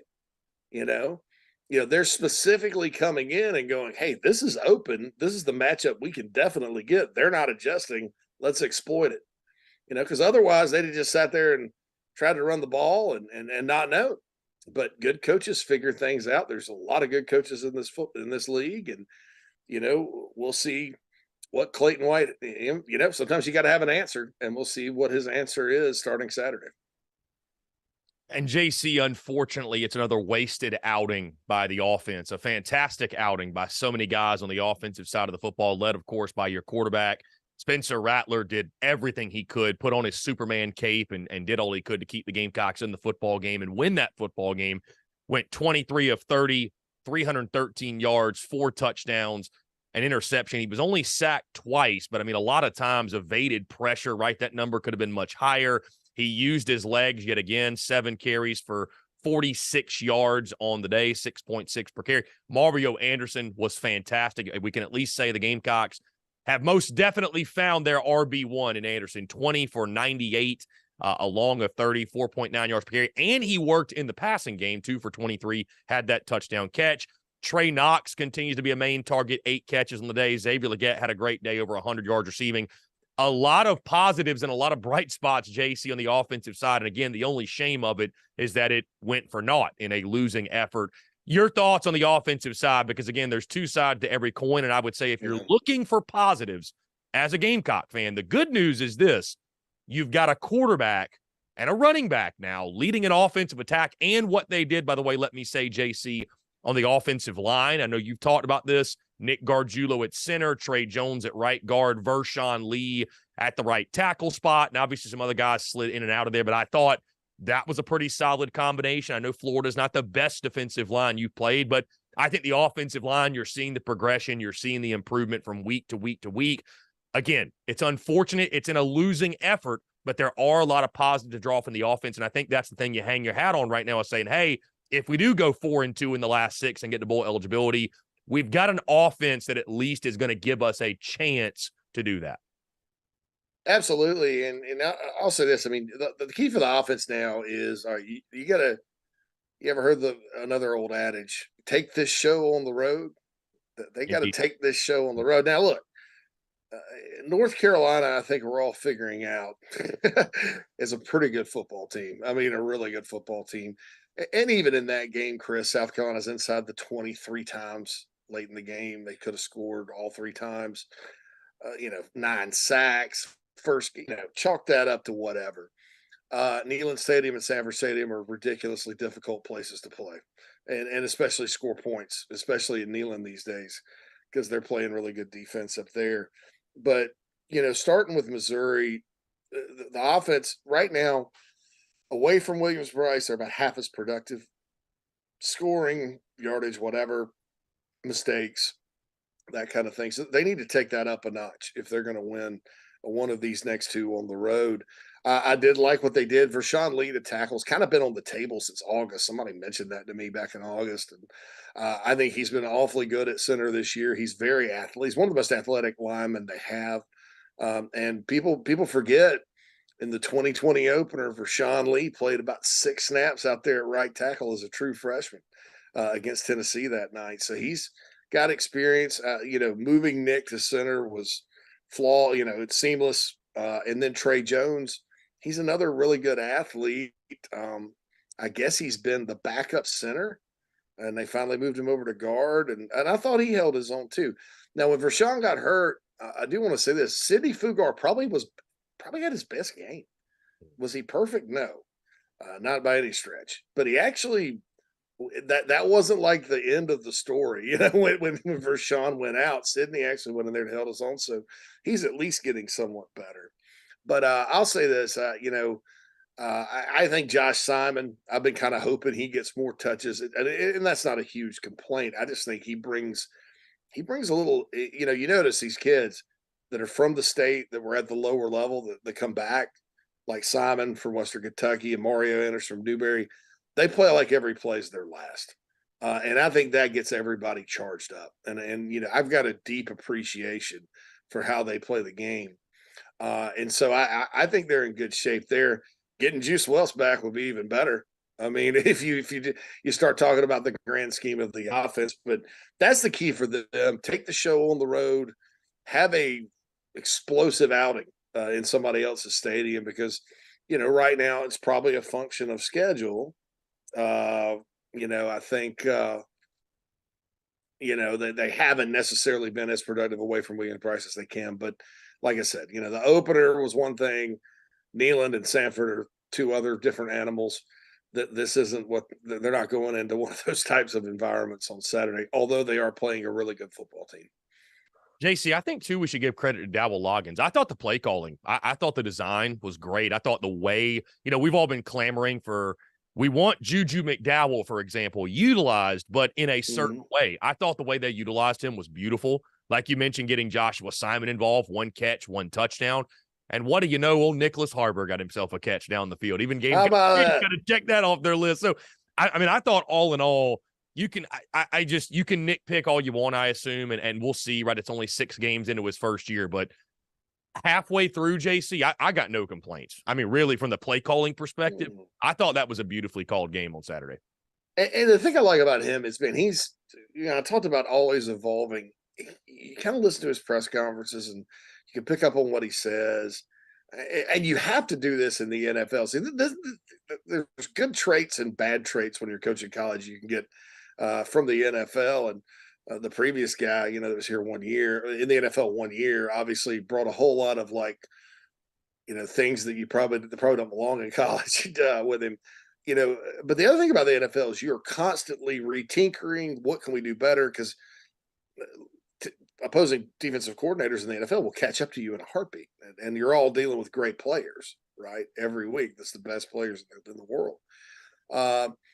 And so that approach, I think, has actually helped him here because he's constantly like, oh, we'll do this, this, this. The Juju thing I thought that's perfect. I mean, Juju McDowell, two touches, 2 touchdowns. Josh Simon, 1 touch, 1 touchdown. Getting those guys the ball is great. That makes Juju happy, I think, because he is a playmaker. He doesn't have to run it into a brick wall. I thought some of the run calls were real nice, well blocked, well designed. Mario Anderson in the passing game, certainly that was a pleasant surprise. Not that he's dropped it or anything this year. And then, with Nick Harbor, what's funny, Chris, is everybody always talks, the criticism, I guess, as a recruit with him was his hands. Well, the 2 passes he's caught this year, the touchdown was a good thrown ball by Lenorse, but that's a tough catch to make over there, especially when it's your first, you're in college and all of a sudden you're like, holy crap, I'm about to catch a touchdown. A lot of guys will drop that. And then Saturday, I don't know if you noticed, but he's like holding on to the ball like it was, it was poking out, it was almost dropped it, but he just took his big arm and squeezed it and, got out like that. I thought, hey, that's pretty awesome. He's getting there. He's getting there. People have to be patient, but he's getting there. So, just a lot of positives on offense. It's hard to talk about it because it was such a tough game. I bet Spencer wishes he'd had the throwback. And I'll mention one more thing that was potentially a bigger deal than people thought was the missed extra point. So you make that extra point, right? I don't know why that has happened at home. You make that extra point. Florida most likely is going for 2 on that first touchdown because to cut it to 3 instead of 5. They may or may not make it. Well, let's say they don't make it. Well, then the next time they're going for 2 again. And the worst you are is down 3. So instead of trying to get to the end zone in 47 seconds, you're trying to get to the 30 where Mitch Jeter can potentially kick the tying field goal or the game-winning field goal. And I think when you're down more than 3, it does change your approach a lot to the game. Of course, if you're Billy Napier, you just kind of went for it all and won down 3. But that was a big. I mean, now maybe Florida would have gotten the 2 and then gone back and scored anyway. It's still a 4-point game, but boy, you'd kind of wish you had that one back because not only would it change your approach, probably Florida's too, and it could have led to a different outcome in a game like that. The least little thing can lead to a different outcome. It's those little things, JC, that add up that can win or lose you a ball game. Certainly, you mentioned that botched extra point, and that's one of them that you look back on. JC, before we move into this Missouri game, obviously the second half of this 2023 season will begin for South Carolina. As you look back on the first half, you can give a grade if you want. Obviously, we'll do like a mid-season report card type of deal. But, when you look back on the first half of this Gamecocks football season, there's some good, there's some bad, there's some ugly. What is your biggest takeaway, and what has surprised you the most, I would say, from the first 6 games? I'm going to go with like an old school kindergarten, first grade progress report style grade. Needs improvement. How about that? It's overall it needs improvement. I mean, I know these guys are behind the 8 ball on the offensive line with 8, 9 injuries. You can't do anything about that. And bless their hearts, those guys are trying. Lonnie Teasley and Greg Atkins and Dowell Loggins, whoever else is. I mean, dude, they're doing everything they can. The Vershawn Lee move until somebody comes back and is healthy is probably the last card to be played, to be honest, because it's not it. There's nothing else there. There's nothing else to be done there to kind of tinker it. But, man, credit them for going out and making the move and saying, all right, we got to fix right tackle. How can we fix right tackle and not weaken other spots? Well, you could move Trey into the lineup, and Trey's a veteran and a good player, and slide Vershawn out. And, like I said, that's kind of been on the table for a little bit. I think it's more of in case of emergency break glass kind of thing. And then you got to hope maybe the positive things, if Vershawn's hurt, maybe some positive things you saw from Fugar. He gets a little more confidence, plays better, whatever. Um, so that's an issue. There's not much you could do about that.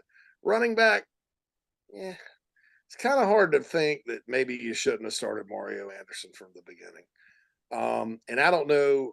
Obviously, a lot's determined by practice. Maybe he wasn't practicing like that, but I mean, that guy, he runs like every carry is his last. Again, I have a deep appreciation for how guys play the game like that. He's hard to tackle. He's got good balance, vision, and he's faster than people think. I mean, and I think it was just a matter of getting him comfortable at this level. Well, I think you have to reckon, in hindsight, I'm not trying to be an armchair quarterback here, Monday morning quarterback or whatever, but I think it's important to recognize that with certain players and say, okay, this guy's not going to get to where we want him to get without playing in a game because he's coming up a level. He's got to adjust, throw him out there, let him roll. I mean, he got no carries against North Carolina. Maybe that could have helped at the very least if he's getting 6-7 yards a carry or something like that. I'm not saying he would have. Maybe he wasn't ready. They're not sending the house. They're gonna have to back off, respect the run, do whatever. So with that, I'm glad they finally found him. I'm glad he's, the RB1 now, and I think that's an answer. And we'll see if DJ Braswell that maybe get in there now. And so offense overall, while it was a concern, and those guys have gotten better. The defense has not. I mean, it's one thing after another on that side of the ball, and you look at the personnel and you say, well, gosh, I mean, they did lose some guys, but they replaced them with pretty good players. And then a lot of these guys were pretty highly touted recruits. I mean, I went through the secondary earlier. That Beamer mentioned it this week. They're not young back there. Their depth is. And the crazy thing is the one freshman that's back there playing is playing better than anybody in Kilgore. He's playing like a grizzled veteran back there. I don't know that Jordan Strawn is himself. I don't know if he's going to get back there. Somebody's got to step up at edge besides Brian Thomas Jr. He's a guy that's good in spots, but they got to get Gear going or Tuizama or Elijah Davis. Pick your guy. I do think the interior of the D-line has gotten better and better when TJ Sanders is out there. They're not really getting gashed like they were. And the linebackers, in coverage, they're going to be an issue. But I think against the run, they're playing well right now. I mean, do they have some missed assignments? Sometimes, yes. Those guys also are playing a ton of snaps. It's been, Pup and Bam Martin Scott have gotten in there more recently, but they're playing. Stone and Debo are playing a lot of snaps. So, overall, though, there's just no planet where you say, well, defense has gotten a lot better. It just hasn't. It's been really, in some ways, a repeat of last year with the consistent not adjusting until halftime kind of deal. And I don't know if they try to adjust or not. Maybe they are, and it's just not sticking until halftime. I have no idea. But it just seems the defense usually gets a little better in the second half, not always. But then Saturday, man, just inexcusable all the way around. And you worry, that's just kind of going to be the way it is. And then throw in the special teams. I think that when you're having to play a lot of snaps with some of your guys, like at linebacker, Chris and Beamer's moved to this, it does impact your special teams because they can't go out there on every unit. And last year, guys like Debo and Stone were out there on every unit, and you had, DQ Smith, guys like that. Well, you can't do that now. And so your depth or lack of depth or lack of experience depth or quality depth, that shines through. And then that's probably why you're not blocking punts and maybe missing extra points or something like that. But and then Kai Kruger, I think, has been inconsistent. I think it's the best way to describe him. He's capable. He just needs to be more consistent. Mitch Jeter's been great, obviously. The fake they dialed up, the one fake's been fine. I mean, it's just, you look at the special teams and they're not making an impact, but it's another one of those things, just like turnovers. I don't think you can always count on that, because again, during the week, other coaches, they have coaches too. They're sitting there going, all right, we got to be sound on special teams. Oh my God, Beamer ball, let's get ready. And so the other team's very mindful of it and focused on it. So there's no element of surprise there, which is important in football. I think if you've ever read Sun Tzu's The Art of War, the element of surprise is obviously an important part of any type of battle. And it's certainly that book's definitely applicable to football. So, JC, as we look ahead to the start of the second half, Gamecocks go on the road to Columbia, Missouri. And again, the Missouri Tigers and Eli Drinkwitz have been a thorn in the side of South Carolina, to say the least. You mentioned earlier in the show, take the show on the road. You'll have to do that offensively because, JC, I think right now, I don't know if it's realistic to expect South Carolina to go out there and pitch a shutout or have some great dominant defensive performance, because you take on Brady Cook, Luther Burden, Theo Weiss Jr., Nathaniel Peake, Cody Schrader. Mizzou has been really good offensively this year, and defensively, I think they've been somewhat sort of so-so. I don't know if they've been as good as we expected coming in, but all in all, it'll be a tough challenge in Como this weekend. And like you mentioned, I did not know this either. 3-10 Shane Beamer is against SEC East opponents not named Vanderbilt since he started. So, it goes without saying, JC, this is a big one in Como this weekend. Yeah, and look, it's a game the Gamecocks can win. I mean, I'm sure Missouri was sitting there last year heading into Columbia. The Gamecocks on a 4-game win streak, and they were struggling mightily. I'm sure they sat there and went, "Oh my God, now we got to go to South Carolina." And look what happened. You just got to kind of rally the troops and go in there and win you a football game. The thing I like about Missouri's defense a lot, Chris, with the exception of the LSU game, they get better as the game goes on. They're a really good fourth quarter defensive team, except for LSU, which really just ended up out talenting them at the end of the day. I watched most of that game, but yeah, they'll give up some early, and then they'll settle in. I think they're very well coached on that side of the ball, and they have players. Offensively, Brady Cook is in a zone. You got to kind of hope he has a bad day. And he hasn't had one very many this year at all.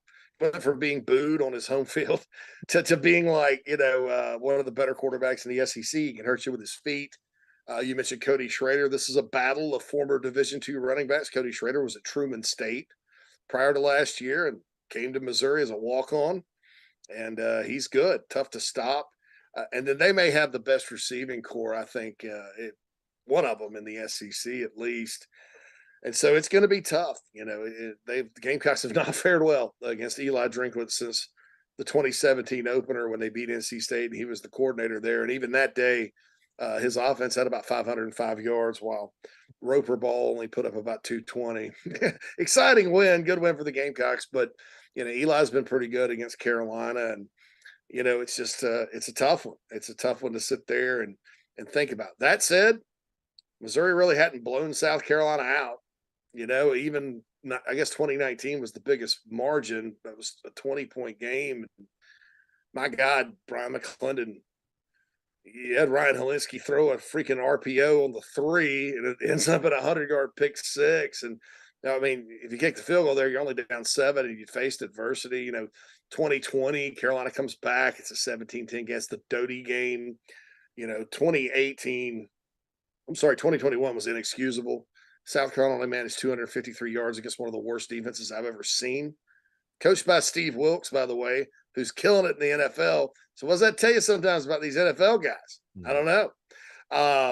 And then last year was just, man, Carolina just could never, even when they got some things going and cut it to 17-10, it just it wasn't meant to be. And really, even though the defense only gave up 6 in the second half, poor performance on both sides. I think they got caught with their pants down badly by the Missouri offense in the first half. And then obviously the offensive game plan once Marshawn Lloyd went out was non-existent. So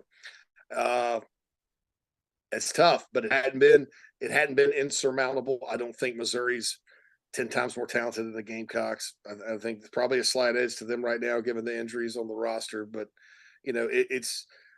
I'm not going to pick it. I'm probably not picking Carolina to win this week. I'm not going to predict it, but can they win? Oh yeah. It's the SEC in 2023, man. Just when you think one thing's going to happen, something else does. And that should give people some hope heading into the game this weekend. And we've already seen it, JC, in Vegas. Gamecocks opened up as an 8-point underdog. That line is now down to 7.5. So at minimum, some folks out there are expecting a close ball game in Como. And again, we've seen Shane Beamer and the Gamecocks. When you think they're dead, look at last year's Florida game. They come back 7 days later and do the unthinkable. So who knows? Who knows what may happen this weekend? Yeah. JC Shurburtt inside the Gamecocks, the Big Spur. JC, appreciate you as always taking the time, my friend. Thank you so much for doing this. We'll do it again next week. Thanks, Chris. Thanks, guys.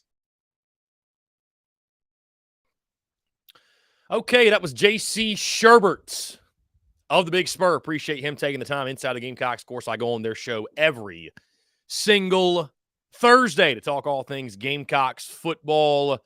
Looking forward to doing so yet again this week. Guys, let me also point something out. I feel like it's very obvious and it goes without saying, but just in case you don't realize, apparently, and it's going on right now, during Shane Beamer's press conference, there is a TSUS impersonator, an imposter out there commenting on Shane Beamer's presser. Just so you know, that is not yours truly. That is not me. And that's all I'll say about that. Somebody's got way too much time on their hands going out impersonating the Spurs Up show. And yeah, so it is what it is. Either way, guys, appreciate you all tuning in. Thank you all so much. We've got much, much less time than normal for our Q&A power hour, or excuse me, our Q&A power, our daily mailbag, if you will. I did see the news as well. Shane Beamer broke his foot after kicking something on Saturday after the Gamecocks 41-39 loss to Florida. And it's Jake Bentley all over again, guys. It's Jake Bentley all over again. I mean, who would have ever thought? Who would have ever thought? I mean, just hard to believe. Hard to believe.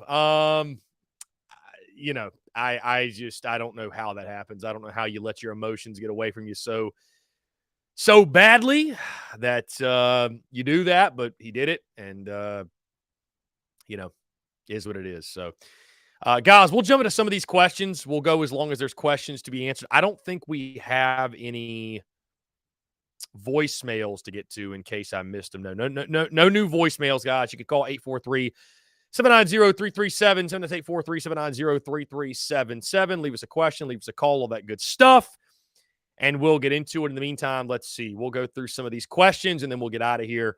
Not going to promise we're going to stay live till 2:30 or anything, but there's definitely some questions I want to get into that you guys had on the show. John Eber points out, Gamecocks women's basketball ranked number 6 in the preseason AP top 25. It's almost that time, guys. Basketball season is just around the corner. I think some of the best news from Shane Beamer's presser sounds like Mario Anderson will be good to go. Said he practiced today, and he'll be good to go. So that is very, very good news. Dude Raw for show says, is Shane going to travel this week?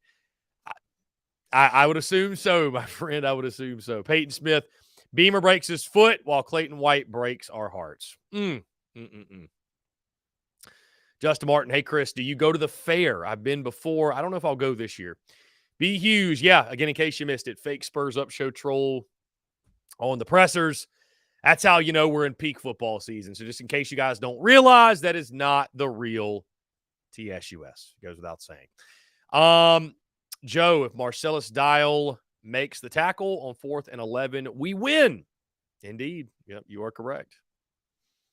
Let's see. Matt Garner says, Cocktober equals Cocktober.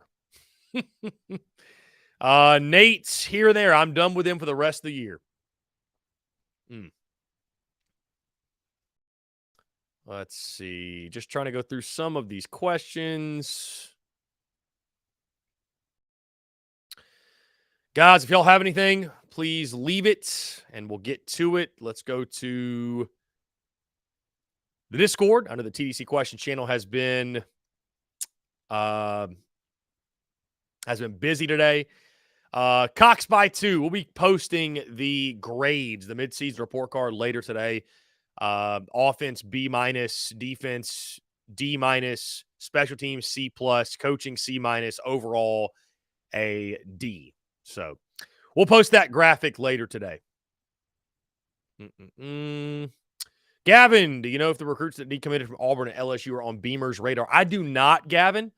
I do not know that for sure. And I wanted to talk with JC Shurburtt about Jalewis Solomon and was not able to do that. So we just simply ran out of time. Coleman Hall, smoke and mirrors finally came crashing down on defense and special teams. Stoked the offense. Looks good, though. Yeah, Coleman, I mean, it's one of those things where you just realize, like, at some point the ball is it's not going to bounce your way as much as it has. You know what I mean? You just realize that at some point that was going to happen. And, it's unfortunately this year. Austin Gregory says Mark Ryan is going to run with the news that Beamer broke his foot by kicking something after the game. Yeah, Austin. Mark Ryan is going to turn that into an entire segment. Truly. He's going to turn that into an entire segment. I like, no doubt. No doubt. To be fair, though, Austin, like, I mean, you got to be more composed, man. You're the head football coach. Like, you got to be more composed. Like, that is, in my opinion, that's embarrassing. Like, I would not have wanted to tell the media I broke my foot because I got so upset because I kicked something after we lost. I would not want to admit that to anyone. Again, I would highly encourage Shane Beamer to look into stoicism. I would highly encourage Shane Beamer to look into meditation. I would encourage Shane Beamer to find ways to find peace. I mean, truly, just because you should not be getting that worked up. You shouldn't. Sorry, you shouldn't. You shouldn't. You just shouldn't, man. You cannot continue to let your emotions. Shane Beamer is like the coach version of Jake Bentley, where it's like he just lets his emotion rule. And you just can't operate that way. Like, bad things are going to happen. So you can't continue to let emotion rule your school of thinking. And kicking something after you lose a football game, we know you care. Like, you don't have to prove you care by breaking your foot. I just, there's going to be people out there that just defend Beamer's. I mean, Beamer could go out there and kill somebody and people would defend it. So that's totally fine. But you want my honest take on it? And Austin Gregory, you point out Mark Ryan's going to run with this. He's going to stop giving people things to run with. That's the problem. Absurd, bro. I've never heard of such a thing. Never heard of a coach breaking his foot because he kicked something because he was so upset after a game. That's have you ever heard of that? And guys, my goodness, if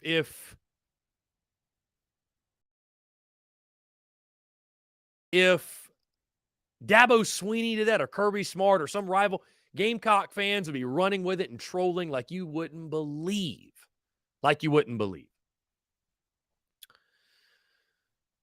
Anyways, guys, just taking a look at all the questions in case we have anything else jump out. Unless we have anything come up.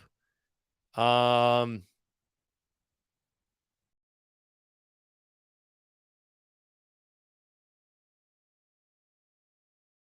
I mean, look at this.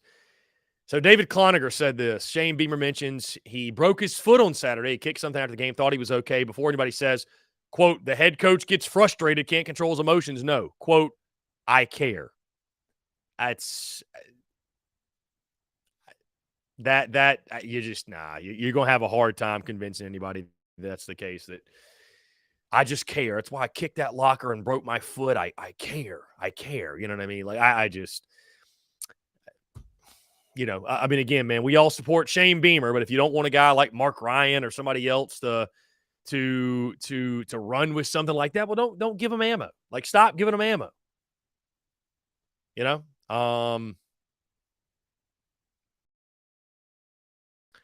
don't know. Anyways, Jacob E. Coaches have probably destroyed locker rooms after terrible losses. It reminds me of the Spurrier visor throw, just less violent.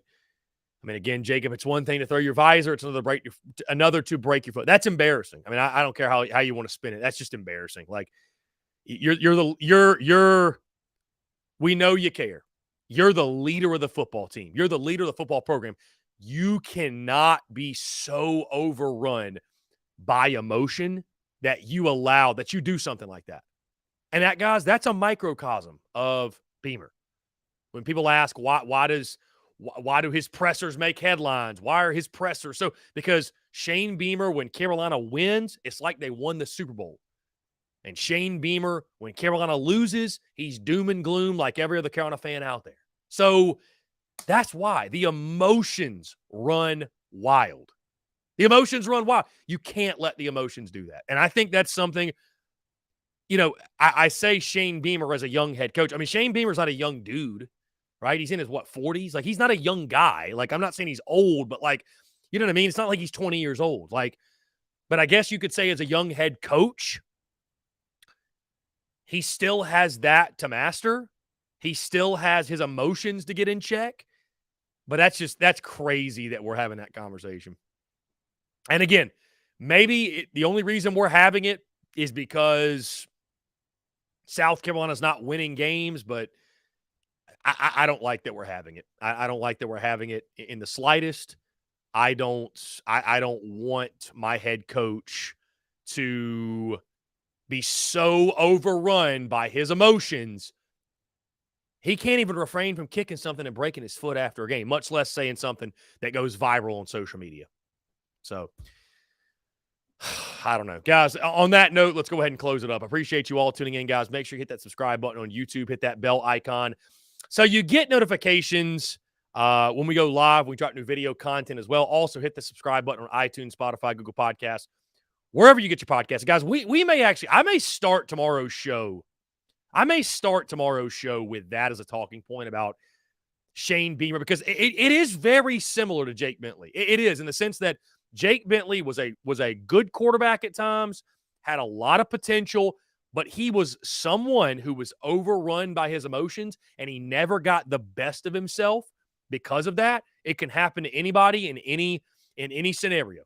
Running a business, being a head coach of a football team, being a quarterback, whatever it is. Like, you cannot be overrun by emotion. You can't. So on that note, guys, we may discuss that tomorrow.